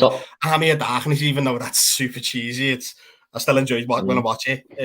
I think that's probably one of the strongest. Scream, I think, for the stronger franchises, that and Scream, I think are the most consistent. 100%, yeah. 100%. Off the top of me, Friday the 13th wasn't bad, the 2009 one. That was a bad movie. Yeah, a lot of people hate that, don't they? But I think it was alright. Yeah, it wasn't a bad movie. See, it's hard when you're on these live streams, man. When I get off, I could probably reel off 10 off my head, but I'm thinking now. But the Evil Dead's the standout for me, the 2013 one. Yeah, I agree. I think that could be the best. I really enjoyed the Hills of Eyes remake, to be honest. Yeah, that's good. Tell you what, actually, it's not better, but it is. I like it. I thought it was a good film. The Texas Chainsaw, isn't 2003? Yeah, kind of. Yeah, that's a good remake. Yeah, it's a good movie. It's not as good as the first one, but some things I just think can't be topped. But that was a good remake. Yeah, The Thing's actually a remake, isn't it? From 1980. That's actually a remake of The Thing from Another World, which I haven't seen, but I do own it. Features aren't my kind of really my cup of tea. There's got to be something else about them, type of thing for me to kind of bring me in. But yeah, The Thing. I understand it's really popular. Yeah, so there's some of my answers would be Hills of Eyes, Last House on the Left. I think I enjoyed that a little bit more than the original, just a little bit. It's the Last House on the Left. The remake got Jennifer Lawrence in. Am I getting that wrong? No, I think that's That's Last House on the house on the end of the street. Something like that. Yeah, I'm getting things mixed up in my head. Yeah, it's got the guy off Breaking Bad in, who plays Jesse. Adam Paul, right. He's in it. Yeah, I know what the film you mean now. Yeah. Yeah, some of them on we mentioned as well. Evil Dead, it's on Texas Chainsaw Massacre. Although I don't think Texas Chainsaw Massacre is equal or better than the original, but it is a very good remake. Halloween remakes are pretty strong. The first two in the Rob Zombie one and the 2008 one. Really 2018, yeah. And he says, get it on your list, Caliber. Yeah. So we're at the end of the comments there. If anyone wants to get any more comments in, please do feel free. But I've got a few things here. So, I was going to say what is some of your favourite franchises, but I think you've sort of answered that one, haven't you? Yeah. Like Freddy and stuff. Yeah, Freddy's my favourite horror icon. He's... Right. I used to be mates with a lad called Corey years ago, right through school and stuff. And he had, I don't know, have you ever seen the box set? And it's just a big red case. No. Yeah. Well, the 1 to 7. Yeah, 1 to 7. He had that in his room, and like he was, one of them. He looked after the stuff, and I really liked that. So I understand why he was so reluctant to lend me them. But I slowly but surely I got him to lend me them all, and I just love Freddy Krueger, man. There's just something about him that. And I can't remember what shop it was years ago, but it's in North Liverpool. It's up by, I think it might be up by Goodison. But there used to be a shop, and in the top window, there was a massive cutout or like a statue thing of Freddy Krueger. It might have been County Road or something like that. A massive cutout or statue of Freddy Krueger in the window. Right. I used to get my dad to drive past it all the time to look at the top of the window to see it. Yeah, honestly, I don't know why. But that's probably my favourite franchise, and Evil Dead. I just think Evil Dead's really strong. An honourable mention, Final Destination. I think, I just think the possibility or the potential for that is endless. I mean, I know the films did go a bit stale after the third one, but they just started to become cash grabs because they were that popular. But they were that popular for a reason. Some of the kills in that franchise are probably the most imaginative in cinema. Yeah. I still haven't seen 4 and 5, to be honest. They play the part, do you know what I mean? Yeah. But there's a 6th one coming out, isn't it? I believe so, mate. It's supposed to be about like the fire service and things like that, isn't it? The poster I seen was something to do with the fire service and it's big load of flames and stuff. I don't know if it's fan made or not. But a lot of people again were saying, "Oh, this is the new poster," so I don't know. But apparently it deals with emergency services and stuff, which could be good. Let's see. I just hope it's done well and it's just not a cash grab, because that's always the worry with these remakes, isn't it? That they're just going to be cash grabs and no soul kind of goes into them. Yeah, I mean, that first one just terrifies the life out of me, mate. that opening scene. It's a shower scene for me. Yeah, I mean, is that where he slips and he's just strangled down his neck? Yeah. Could happen. I think the third one, that's it. I think the third film put an entire generation of people off the sunbeds completely. And that's the power of the film, the power that the film's had. Psychological, isn't it? That's it, mate. Yeah, I'm looking forward to. That's what I mean. Some supernatural horror works, and as I say, with those films, the possibilities endless, and I have no idea who's attached to the. Is it the 6th or is it a complete reboot? It'll be the 6th one. Right, so it's a sequel. I've got no idea who's attached to it, but let's hope they can pull something out the bag with it, because I'll be looking forward to that one. Good idea as well for the horror film, I think. I wrote down your favourite subgenres. So would you say like found footage is your favourite? I know you mentioned that before, or is there anything else? I think, again, this is controversial because I know a lot of people hate it or dislike it. Slash is my favourite because it's just always been my mainstay and my go-to, and yeah, it just is. And then found footage, I think found footage, if done well, is the most effective way of, because you just get the POV of it's like you're the protagonist. Do you know what I mean? Like, I was saying this to my mate the other day. If they ever start making horror in VR, that might be where I bow out, because that'd be terrifying. Me mate, I had to go with a lad's VR headset for the first time the other month, and I don't know if have you had a go with them. I've had a go with them, not horror games though. No, well, this was just the Stranger Things experience, and it's just like a 10-minute long kind of video. Mate, I was terrified to turn my head. It was horrible. But yeah, we'll see where we go. I mean, I'm not a huge fan of. I mean, I hate even the name of it, torture porn. I'm not a huge fan of it. I do like some of the Saw movies. I think the second one's brilliant. The first one is fantastic. But I mean, it is horror, but it's more of a shock value. Pardon? Like shock value.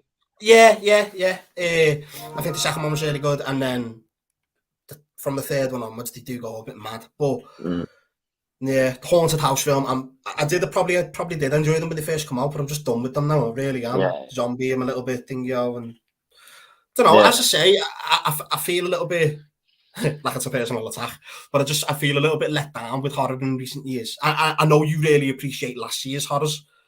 Yeah, but you ain't quite there, mate. No, mate. I feel like it's been on the decline for a while. Let's see what the next couple of years bring. I've got big hopes. Okay, fair enough. Well, did you not like the movie Smile, though? I thought Smile was good. But yeah. Again, I do feel like we're talking like the best of the bad bunches. I thought It Follows. I mean, I know that's a while ago now. Like I thought that was really good. As Above, So Below. I thought that was good. Hereditary. But again, what's that kind of thing of horror? Is elevated horror? Well, it's a term someone come up with to say like it's horror that is better than every other horror sort of. I think that's what they're trying to say, and I don't know if I feel like that's kind of unfair on other filmmakers, but people use that term now. So Right, I always thought elevated horror was like horror with like an underlying message type thing, like Get Out was kind of like elevated horror now. I suppose you could say that, but to me it's just the same movie as Hostel, but it's to do with racial stuff instead of people getting sold to be killed. So I just really reminded me of Hostel after all. So. Right. For me, horror works best when it's existential dread. Like from the minute the film starts to the minute it ends, there is just no hope for the protagonists. I can't think of any like super great ones now off the top of my head because it's off the top of my head. But a film I watched recently was Something Totally Dark and Wicked. That was just great from the minute it started. Is that on the farmhouse? Yeah, with it's about the devil and things like that. Yeah, that was just like there was just no hope for them from the minute it started to the minute it finished, and I like that. That I feel like that takes you on a journey, and it's kind of like let's see what this antagonist can do at the worst. As I say, that's what I was saying before. It's the hardest genre to kind of conclude a film in. It's as I say before, you've got to build up this antagonist to be like the worst thing in the world and undefeatable, and it's ancient. It's been around for thousands of years, and kill it off in 90 minutes to 2 hours. Fair enough, mate. One that stands out for me last year when you were saying it constantly feels like dread throughout, and I think you'll hate the movie as well. Not hate it, but you'll relate to it because it involves kids and stuff. But have you seen Speak No Evil? I think it was Speak No Evil or See No. I think it was Speak No Evil from last year. You seen that one? It's a Danish film. Might be See No Evil actually. Right, might have to jog me memory. I'm not too sure yet, but it does ring a bell. I watched that many films, mate. Let me just make sure the name of the film. Sorry about this, everyone. Might be Speak No Evil. Speak No Evil. 20. On Netflix at the moment. Yeah, I think it's Speak No Evil. Yeah, Speak No Evil. It's on Shudder. This is basically about a family who go on holiday and they meet another family and they become good friends with them at the hotel and stuff, and they live like 6 hours apart or something, and the family says, why don't you come and stay with us one weekend because we're really going to miss you and stuff like that. And they go to their house and basically it is the most awkward film you'll ever watch because you're just like, oh, like the family, they're just totally different when they get there and they're shouting at the daughter, like their daughter and stuff, and telling her off, and then they're like being dead sexual in front of each other, in front of the other ones, and it's just a weird film, but it just escalates, and you're just watching it behind a pillow. Basically, I was just like, oh my god, this is so hard to watch, and you're kind of shouting at the characters and stuff, and it's more, it says what I said before, it's like more of a realistic horror film, and that's what I like. But it's all mad, it's more relatable, aren't they? Yeah. But there's the stuff involving, like, when they're shouting at the person's kid and all that, and you're just, like, you're getting wound up because you got kids yourself and stuff. But you know, mate, I guarantee you've been there. I feel like everyone's been in that situation when you were in, especially back in, like, the 90s and the early 2000s, when you were in your mate's house as a kid, and the mum or the dad would be shouting at them, and you'd be like, that is horrible. Definitely, yeah. Don't know where to look. Okay, we've just got a few more comments here. Matthew Richardson, have you played the Friday the 13th game yet, Tom? If so, what do you think? Is this your mate again? Right, I must confess, I rage deleted it last night. Did you? Passed on with me, right? Yeah. I just think it's a little bit of an old game and the mechanics don't work that well on the PS5. Let's just leave it there. I know. That sounds like an excuse, Tom, that you lost. It does. It is. Yeah. Apparently, that's going. You won't be able to play that no more. That's right, isn't it? Well, yeah. So I can't think of the name of the company at the moment. But the people who make that game, I kind of missed the boat with the Friday the 13th game, to be honest. Because when I get bad FOMO. So when the PS5 came out, I more or less just like abandoned my PS4 until I got a PS5. So, and the group of lads, before I met all the lads in work who have kind of played the horror games and that with now, didn't really like play those types of games. So I kind of missed out on the Friday the 13th game. But that company, the developers, making the Texas Chainsaw Massacre game, which comes out next month. Yeah. And it looks brilliant. I mean, I've only seen beta gameplay of it, but it looks really, really good, and I'll probably end up paying the money for that. And then I think they're making a Friday the 13th too, so Right. we could see that soon as well. Yeah. Well, I was going to talk about the horror games. Well, I might as well just talk about it now. I'm not a big online gamer at all. Like, I love single player, but I am getting that Texas Chainsaw Massacre game just because I love the film so much, and I'm gonna give it a go. And hopefully, me and you can maybe go online and stuff. And, yeah, definitely. Yeah. I know a few of my other mates are getting in that, so I'm gonna give it a go and just to see. Like, I've seen hands, mate. Hands. I've seen trailers of it as well, and it looks like it's really true to that 70s film. Yeah, I mean, do you know what? To be fair, so was the Friday the 13th film. As I say, I've been rewatching them lately, and it's like, oh my god, that's off the game. Oh my god, that's off the game. Do you know what I mean? But I mean, I know it's the games off the films, but like, it is quite true to it. So I've got to say the same for them as well. That game was made a good 10 years now ago, I think. Yeah. But the Texas Chainsaw Massacre, it looks hard. I think it looks really, really difficult to play, and it's on the edge of your seat, and you're locked in a house, and it's getting out, and yeah, a lot of it. Some of it takes place in the garage as well, I believe, doesn't it? And yeah, I think the slaughterhouse is one. But that's it. I think they'll do like variations of the. I think it's all set on the farm, I think, but they'll kind of do like variations of the farm to like shoot for different maps and stuff like that. Yeah. But I'm not forward to it, to be honest. Yeah, I mean, I'll give you the public invite now. I know you said no in the messages and stuff like that, but if you ever want to play Dead by Daylight, mate, you want to try and get into like asymmetrical horror games, then definitely give us a shout. You can get on with us. Yeah, so you're big on this game, aren't you? Love it. And there's a movie coming out, which I'm super excited about. But again, I've had these conversations with my mates. It would be far better suited to a series. I mean, they have licensed killers and original killers that the developers have come up with on their own, and they're really good, mate. They could be horror icons on their own, most of them. The likes of the Trapper and the Nurse and the art is brilliant, mate. Do you think there's a chance that they will go on to become horror icons after the film if it's successful? I think the film might flop, and I think the reason the film might flop is because I think they might try and shove too many baddies into the film at once. So it will be better as a series. Yeah, I think so. But yeah, I'm super excited for it. Like, can't wait. And the rumours are that James Wan and Blumhouse are attached to this, so can't go wrong with them, can you? No. James Wan, I can't remember the bad film he's ever made, to be honest. That's it, mate. Yeah. Yeah, well, Alan says, what's the Dario Argento movie, The Mother of Tears, which was the third movie in his Three Witches trilogy? It was very good. I haven't seen that one, Alan, to be honest. Have you seen that one, Tom?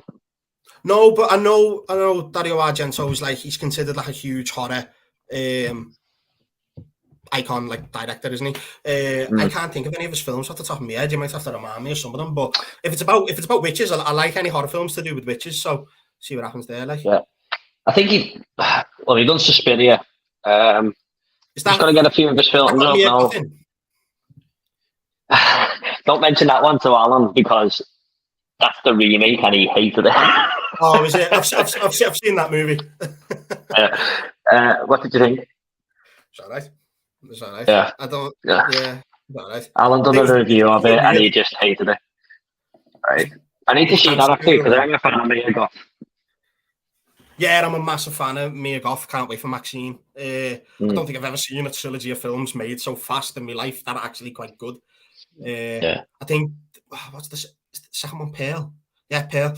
I thought Pale was better. I thought Pale was better than X. I mean, X was good. Yeah, X was good. I just felt like like at the time, I thought I've seen the slasher, but then when the second one came out, I was like, oh no, that was that good. That made me appreciate the first one more. Yeah, go together well, don't they? That's it. I mean, is it Ty West? He's the director, isn't he? Yeah. Yeah. So, but he's. I feel like these films are quite tame for the other stuff I've seen Ty West do. House of the Devil. Yeah. That's a weird movie, but again, that's brilliant the way they make it look like it's. I forget what year it was made, but it was quite recent, man, and they made it look like it was done in like the 70s and the 80s. And, yeah, I think it was based in 1979 or something. Yeah, that's a really good movie, actually, if you haven't seen it. I've seen the house. What's it called again? House of the Devil. I've seen it. Like, yeah, brilliant. Yeah. He's also made Deep Red. Have you seen that one? That's a really good one, actually. He's more known for the giallo type, like the murder mystery type of horror film. No, but I'll check it out, definitely. What's that one Yeah, about?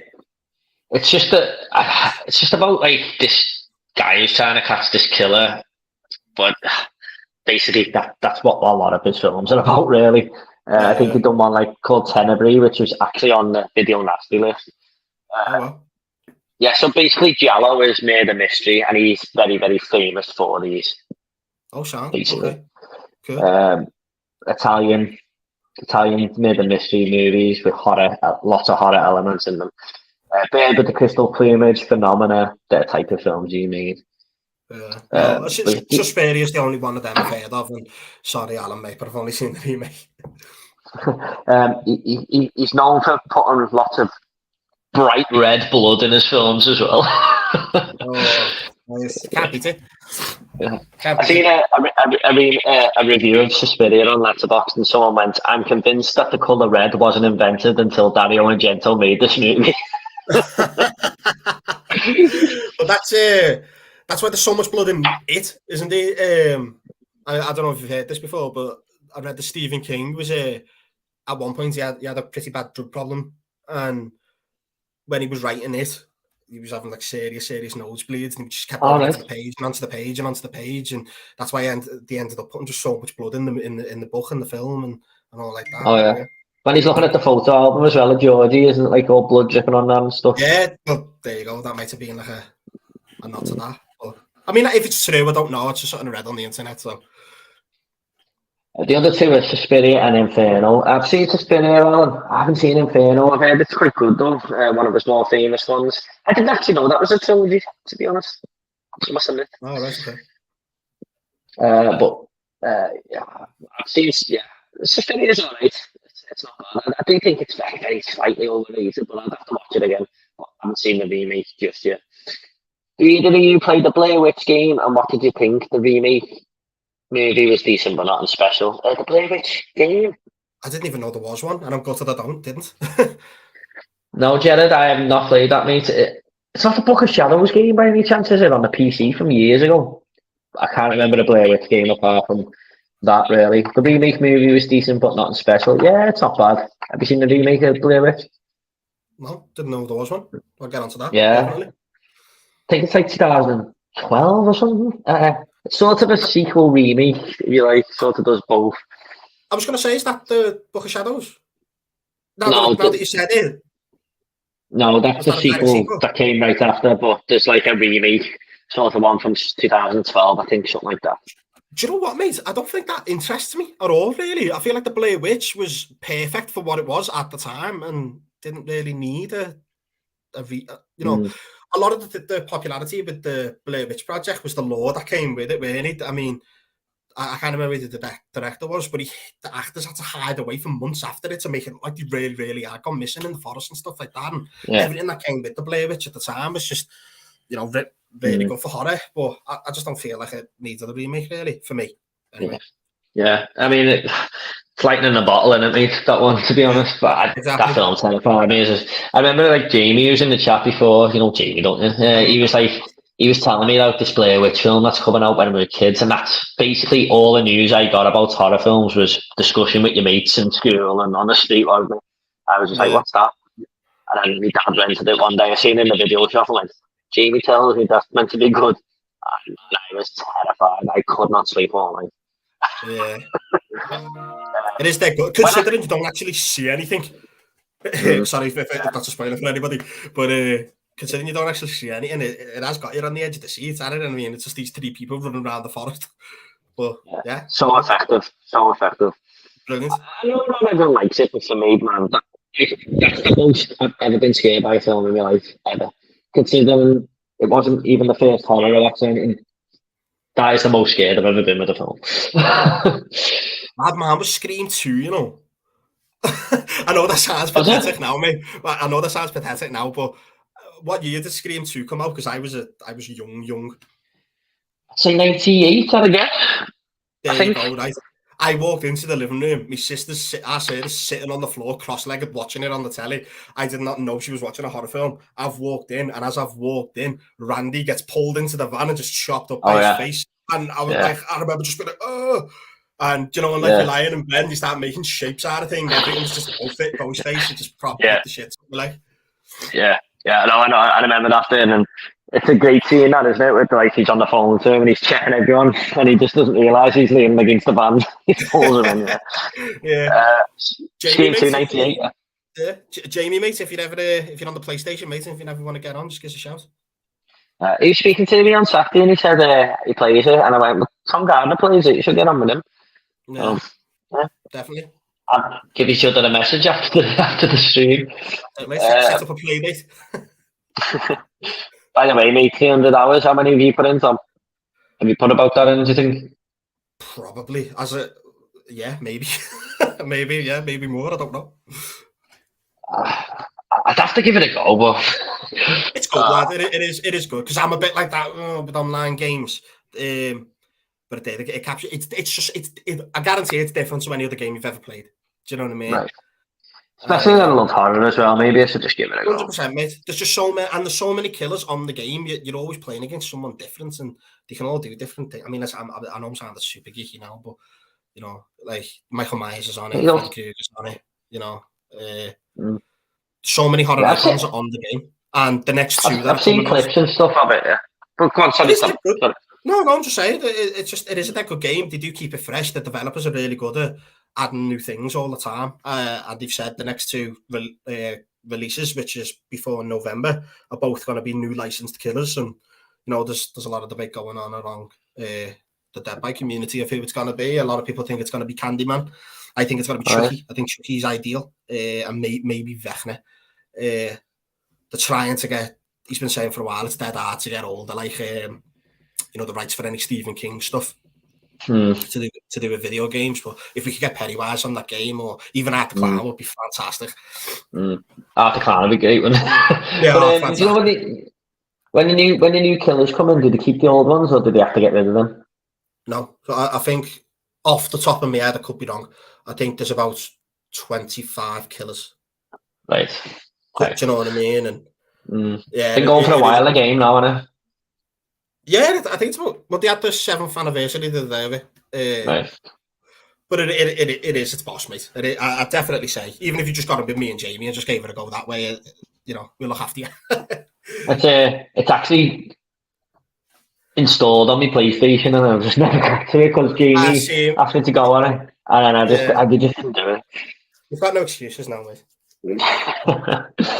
I love the original Suspiria, but hated the remake. Yeah.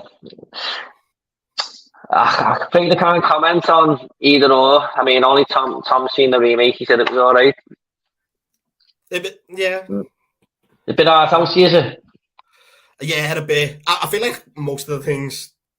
Like I watched Infinity Pool recently as well, and I like. I'm dying to see that. There's something about Mia Goth that just kind of like encapsulates. She's just she's just a fantastic actress.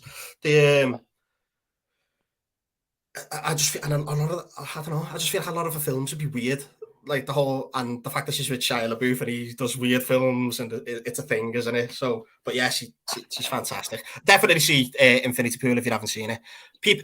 It's billed as a horror. I wouldn't say it is.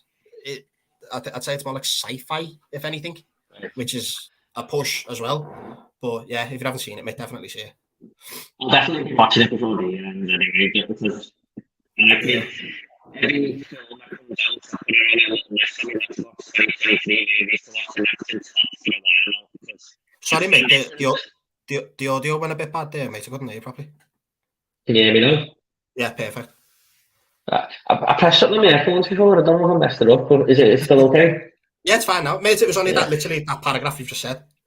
Oh, yeah. I've had that on my 2023 watch list now for ages. It's like one of the first movies I put on here. I just missed it at the cinema. All the showings were like 9:30 at night. I was like, I'm knackered and all that. And the film bloody won't start till 10 because of the adverts. Yeah. The Blu-ray's just come out. I will pick it up. I mean, don't get me wrong, mate. It's not groundbreaking, you know what I mean? But it's a good little concept, and you know, it's good. It's good. It is good. David Cronenberg's son made it, didn't he? I believe Brandon Cronenberg. So I'm not too sure, mate. But Mia Goth is in it, and she's very good in it. But I thought Skarsgård, Alexander Skarsgård, I feel like he was the best portrayal in the film. Thought he was really good. Jake and the Northman, isn't he? Oh, what a movie! I know we're going off topic, but that scene in the village is just fantastic. Yeah, it's amazing, mate. Yeah. Deep Red is another favourite Argento movie. Yeah, to be honest, Alan, I think it's the best Argento movie I've seen, even though I haven't seen them all. I've only seen a handful. Tenebrae, Suspiria, and this, I think. There might be one more, but I think Deep Red was the best of the lot, so it's definitely worth a watch. Tom, if you ever get into like Italian giallo horror movies, that's the one to start with. It's quite a big genre in a certain pocket of the horror community online, I believe.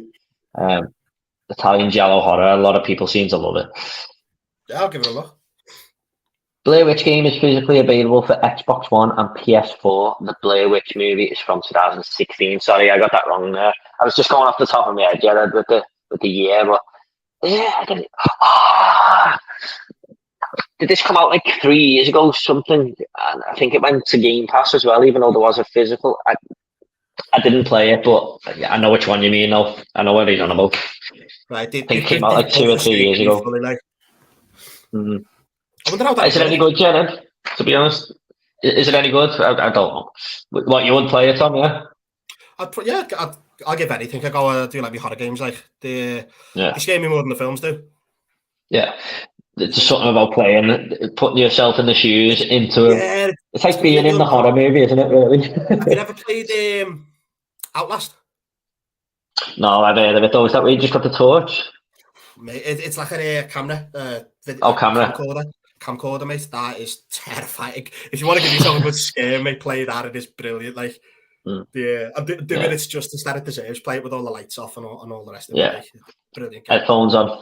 Yeah, brilliant game. Have you ever played Evil Within by any chance? Because I tell everyone to play this game, and no, it's like the most underrated horror game ever. I've played the first one. I did like it. Yeah, well, you didn't love it like me. Because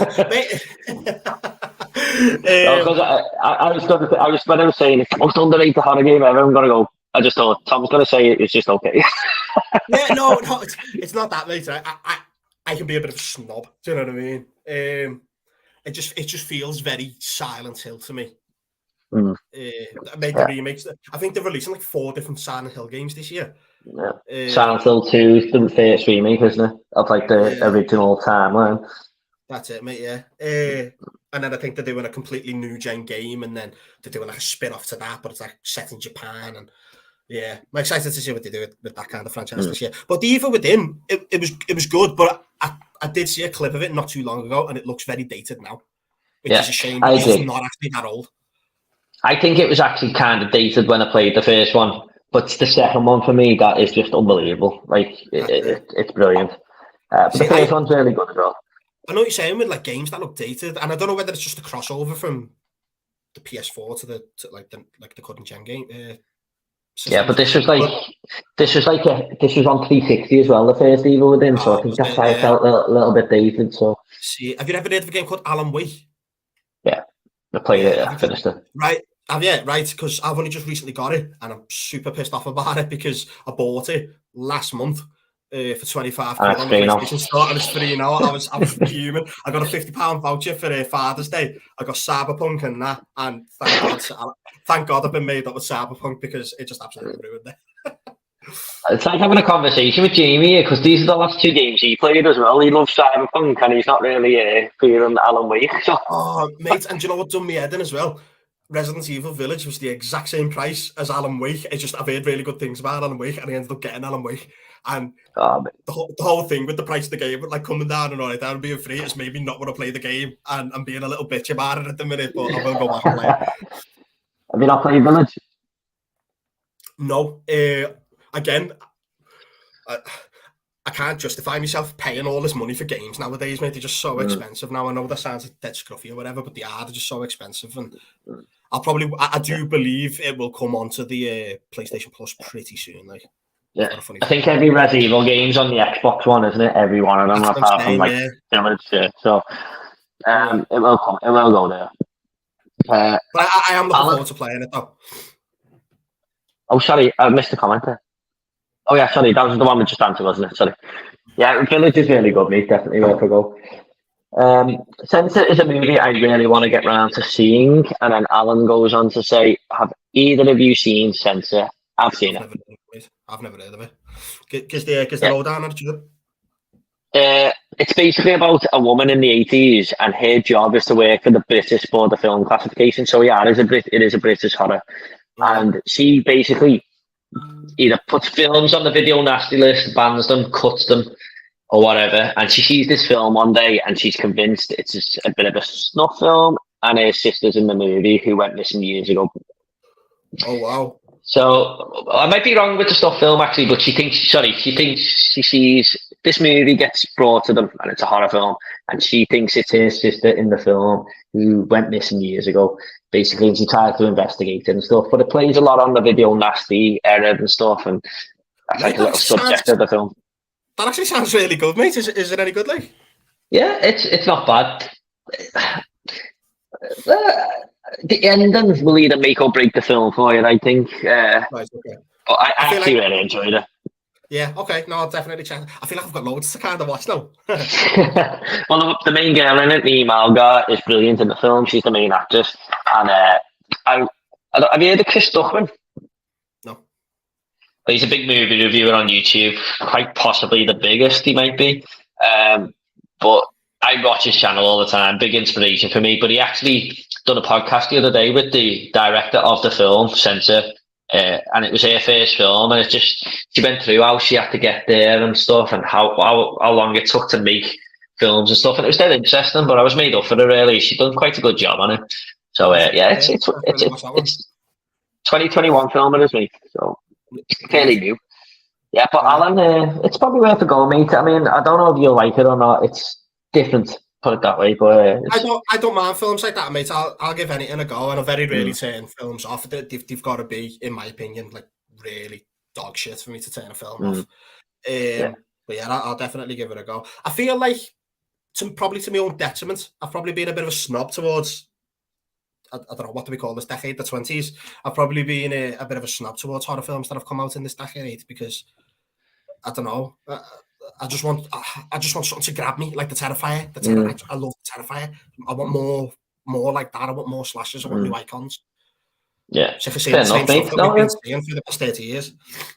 Fair enough, mate. I totally agree with all this haunted house stuff and all that. You know, the odd one stands out and stuff, but I do think last year was good for horror. But yeah, everyone's different, mate. I think everyone is different. Nicolas Cage is a new Survivor player on Dead by Daylight this month. Here's me. I'm gonna have to play this game now. Great class, yeah. Can't wait. I mean, if he hasn't got like super overpowered perks, I'll be pretty pissed off. Like, maybe you take his face off and you become John Travolta at some point. It's got the same cover. Oh, yeah. Obviously, they got like movie heroes in it as well, have they, or something? Yeah, mate. It's Bosch. All the maps, loads of the maps are like Haddonfield's on it, and the high school from Freddy Krueger's on it, and it's really good. Right, I'm getting on it. I'm giving it a go. It's got the same cover art as the 2016 movie. Yeah, I know which one you're on about, Jared. I think that'll go. Manhunt is still the best horror game in my opinion. Yeah, brilliant game. Did you play that one? Yeah, but I played it after the fact. There was no way mum and dad would let me play that at my age. Like, yeah. Oh no, yeah. The second one got all cut and stuff, didn't it, by the BBFC or the game censors? Yeah. Yeah. You know what, Jared? It's up there. It's in my top 5. That is an amazing game. So that's the end of the comments there, Tom. What was I going to say? Have you got any recent horror watches that you'd like to mention? Whether it's good, old, like one of the last few that you watched, or was it mainly just Friday the 13th? No, so what have I watched recently? I mean, I think I've mentioned most of them. Little Bone Yeah. Lodge, Friday the 13th franchise, Infinity Pool, Yeah. Pale, Evil Dead franchise. One film I did watch because I do like giving low budget horror a chance, and this film got like really good reviews, and I don't get it. Honest to God, it's like an hour and a half to 2 hours of my life that I'm just never ever gonna get back. Go on, what is I don't know if you've heard of it. It's called The Outwaters. I think I have heard of it. Is it in a desert? Yeah, mate. Yeah, I've heard of it. Yeah, it's a found footage.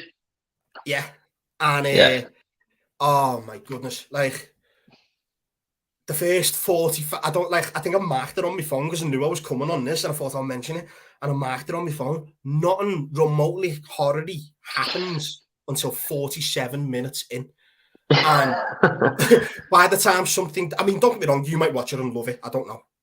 It's obviously getting good reviews for some kind of reason. I don't know. But then by the time something does happen on it, it's kind of like, it's so rushed and you don't see nothing. Like the camera's shaky, you can't see nothing. And it just wasn't that great for me. You know, and I didn't, it's what, you know, how many times have you watched a horror film where you just think, I do not care about these characters and I can't wait to see them all die. A lot. Yeah, do you know what I mean? And you know that film, She Came From the Woods? I liked it. The one I reviewed? Yeah, I know you hate it. I was just about to say that was the film that just come to my head where I hated all the characters. Yeah, I didn't mind it, mate. I thought it was all right. The only one I liked was the biggest arsehole in the film. That's Dylan.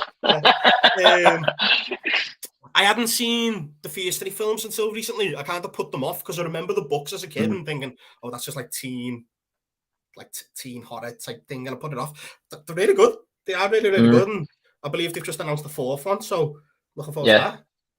I actually really like the second one, which is all in the summer camp. Yeah. Well, this brings me on to a recent horror watch that I've been watching, and I just want to know if you've seen them. I've watched 2 of them now, and I really enjoyed them. The second one was just batshit insane, and it was like a proper guilty pleasure film. But have you seen Sleepaway Camp? Nah. Hang on, is it like from like the 80s, like when the kind of... It's from the 80s. Kind that happened? Yeah, it's from 1983, the first one. I know about them, but I've never seen them. Are they good? Do you know what, mate? They're very low budget, they're very cheesy, very 80s, but that's just what I love. Like you said before, that's what you're into. Yeah. No, I haven't seen it, mate. I'll definitely check it out. Sleepaway Camp. Massive iconic ending, the first one. A lot of people go on about it. So I kind of knew that going in. I'm not going to ruin it, but I knew that going in. But it was still enjoyed the film. But the second one, man, oh my God, it was just insane. Like, so funny how bad it was. And I think I had a better time with it than I had any right to have a good time with. I've been thinking about how good it was all day. That's it, mate. Loads of the sequels and just the originals that come out around the 80s, they were all trying to piggyback off the back of the Friday the 13th and things like that, weren't they? And you had like Black Christmas, and I think Black Christmas might have even come out before that. I don't know. 70s, I think. Yeah, there you go. But like the April Fool's Day and all those types of films and prom night and all that type of stuff. Yeah. They were all just trying to grab the cash, haven't they? And you know, you're bound to get the odd gem. You're bound to. Yeah. Well, Sleepaway Camp came out 3 years after Friday the 13th, and you can tell it's trying to rip it off a little bit, but it knows it is. But like, there's kill scenes where it's all from the first person point of view and stuff. Right, okay. Like Friday the 13th does in every kill in that movie. Yeah.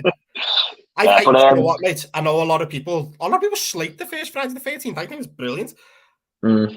Yeah, I mean, it's getting a lot of hate lately, hasn't it? Like on social media and stuff, saying, "Oh, it's definitely one of the worst ones." And you know what? I don't know if it is the best one. I think Part 6 is really good, but I've got a lot of nostalgia for that first one. I just think it's a classic.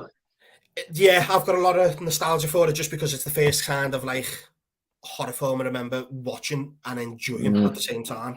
And trying to figure out who the killer is. I love a horror film that can double up as a whodunit. Yeah, definitely. I love Scream so much. I think you might like them Giallo films, then, mate, because they're all whodunits.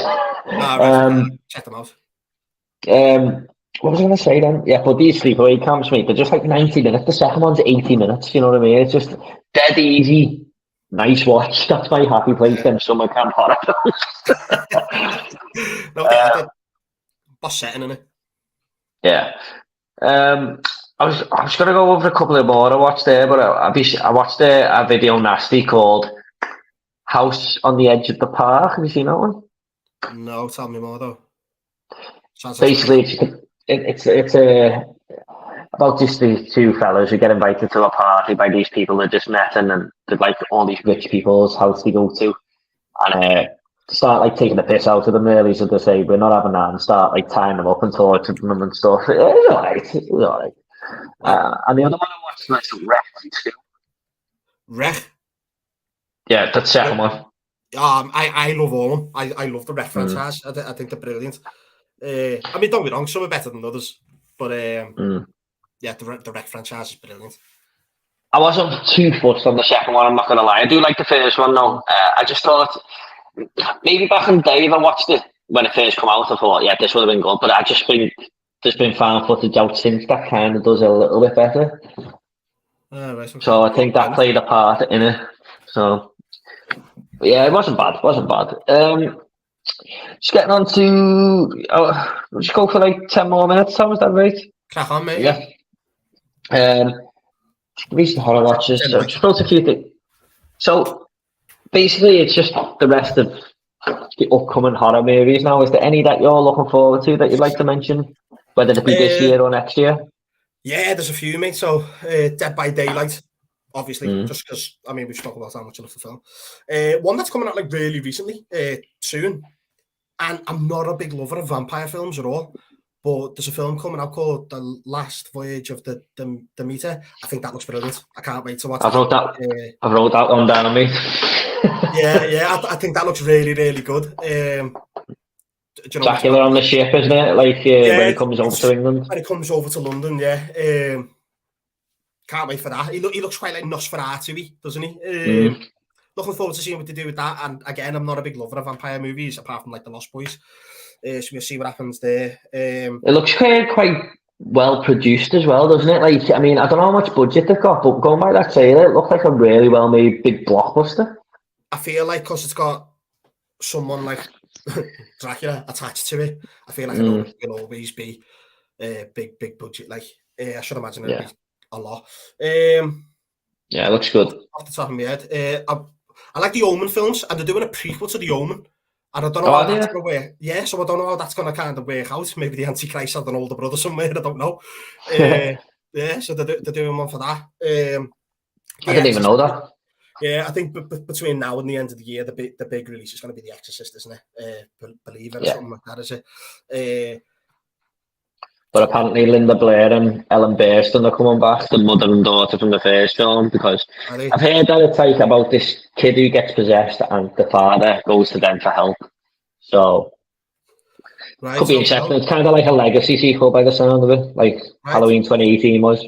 Well, fingers crossed. It's a brilliant film because you can't afford to be cocking up The Exorcist because of so. I'd love. I've said this to loads of people loads of times. I'd love to go back in time and watch The Exorcist when it was originally in the cinema.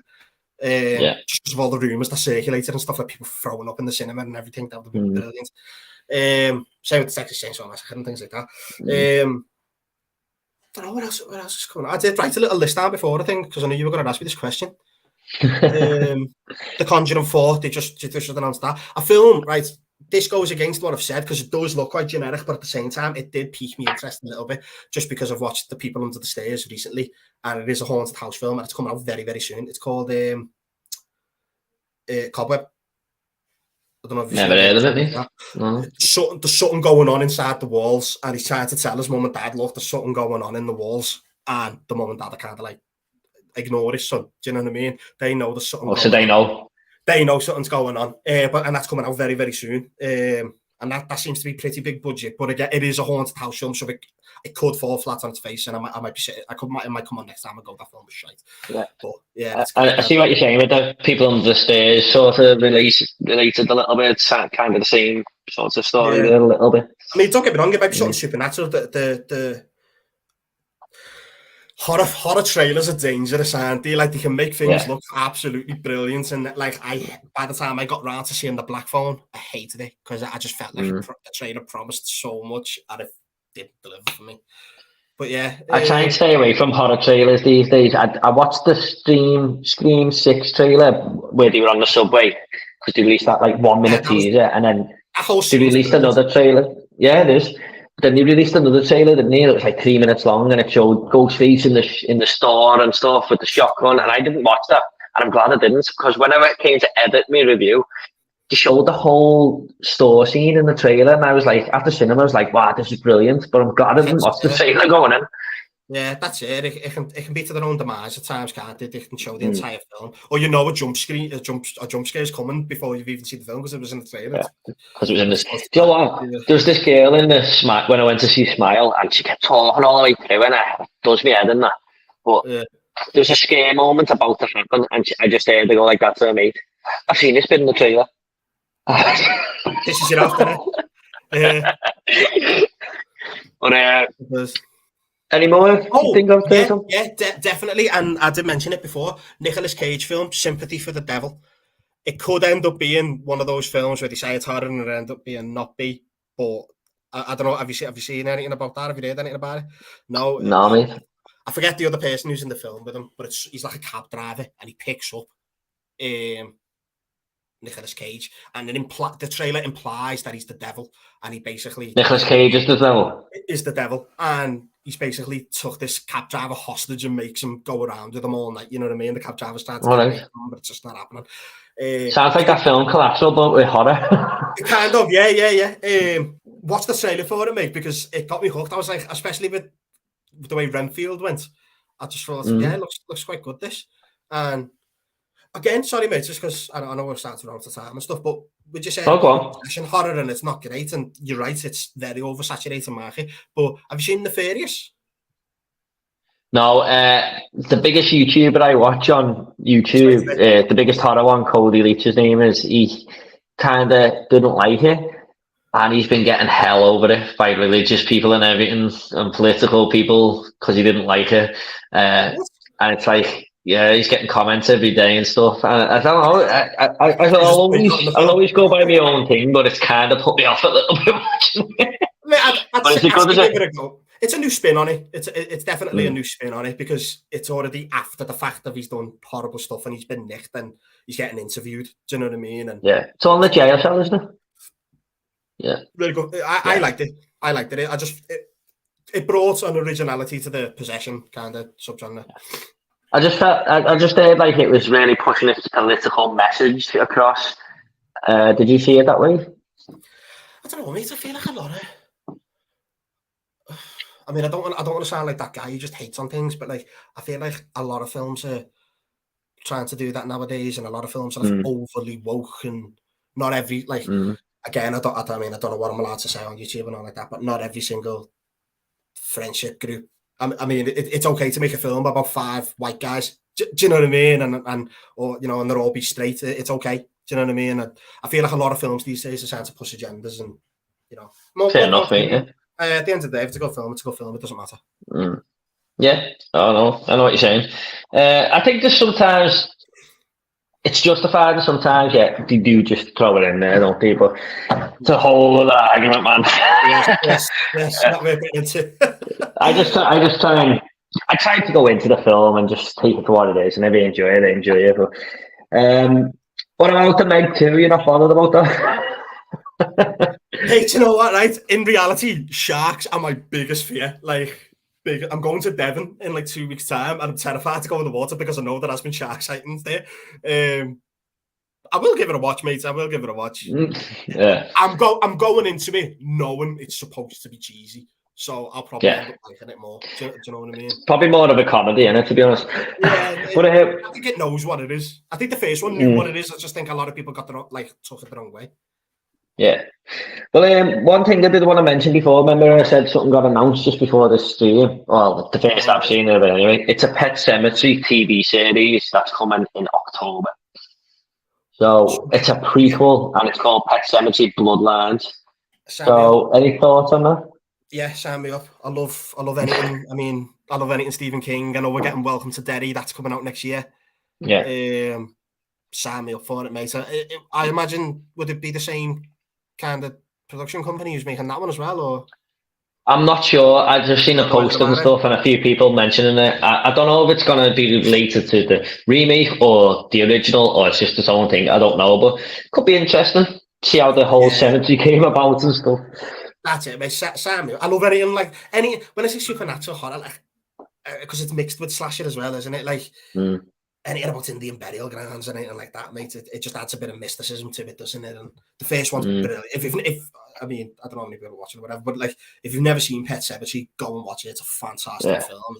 Do you mean the original or the remake?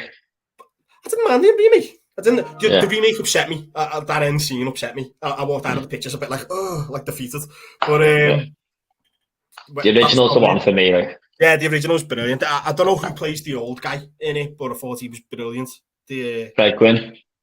Is that his name? Yeah. So him and what we were saying before about like things happening to kids. Maybe if it might not be a film for some people, if that affects them. But I watched that years before I had my son. So. Yeah. I like a bit of balls to it, really, didn't it? Because that was like especially for the time. You shouldn't really be killing kids and stuff like that, and that film went for it. I feel like that happens a lot these days. Yeah, it's totally changed now. Yeah, the shock value's kind of going from it because a lot of people seem to be doing it. And I don't know, like it feels cheap to me. Kill the kid, like. Yeah, I know what you're saying. All right, well, Alan's got the last two comments here, so we'll just go through these. They relate to each other. So I'm going to pick up Renfield on Blu-ray, but I'm not holding high expectations. And then he goes on to say, not sure if the humour will ruin it too much for me. Alan, I know you've been threatening to watch this one, mate, and I really don't know how you're going to see it because I've said so many mixed things on this one as well, but I really liked it. Yeah, I was indifferent. When I watched it, because I've rewatched it since, and I watched it the first time, and I walked away like, what was that? That was mental. And then on rewatch, I was like, I love this. This is great. Yeah. I thought Nicholas Hoult. I like Nicholas Hoult. I like him ever since I seen him in Skins back in the day. Good in the Menu as well, wasn't he? Yeah. I've always kind of looked at him and the other kids from Skins, and I've always wanted their careers to kind of go well because of how good that was. But he was brilliant in it. I didn't expect him to be so good. I mean, it is what it is. It knows what it is. It's a popcorn flick. It is. Do you know what I mean? But if you relax with it and don't take it too serious, I think you might enjoy it. It might surprise you. Nicolas Cage is brilliant in it, and you can't deny that. It's his best role in a long time. I think he's definitely suited to the character. He's got the look and everything. But what I will say, Alan, I think there is a lot of humour in this film, but I also think that Nicolas Cage is actually really a nasty piece of work in this film. Like, he's horrible. He's a bully. He's just evil. He really is. So it does sort of counteract with each other. But message of domestic abuse, isn't he? Yeah, there is, or narcissism, if you like. Yeah. But I do think he could have been balanced out a little bit better in the film. They go too much humour sometimes, and then they go a little bit too much horror. Yeah. I don't know if it's going to work for you, but I enjoyed it. I did, and Tom did as well. So, Alan, mate, if you want to watch a good horror comedy, I really love A Haunted House, mate. I mean, I don't know what your feelings on it are. That's the Disney one? No, with the Wayne. Is it A Haunted House? The one that the Wayne's brothers done? I've never seen it, mate. Mate, if you haven't seen it, it's really funny. It's really good. It's a piss taker from The Haunted House subgenre, but I definitely say give that a go. It is dead funny, like really, really good. Sounds all right. Well, Tom, I'm sort of out to the topic to wrote down at the end of the comments. So, anything else you want to say, mate, or are we all right to wrap it up there now? Or? No, mate, that's the sound. I've had a great time. Yeah. Thanks for having me on, mate. We've been going for 2 hours, 10 minutes. It flies by, doesn't it? It does, mate, yeah. All right, mate. Well, I'll try and get you on again in future if you ever want to come on. Just let everyone know I've got a baby coming next week. So I don't know when the next live stream will be, but I'll still try and hook videos up now and again in between if I can. But the next live stream might be a few weeks away there, so maybe even a couple of months away. But thank you everyone for getting involved in the comments. You know, had a great time there, Tom, and thanks for coming on, mate. Yeah, of course, mate. Anytime. We'll do it again, happily, yeah. Brilliant. Yeah, sure. No worries. All right, thank you so much, everyone. And if you're watching on the replay, don't forget to give the video a like if you can. It really helped me out. Thanks so much for getting your comments in, and I'll see you all on the next one. Take care. Nice one. See you later. Bye.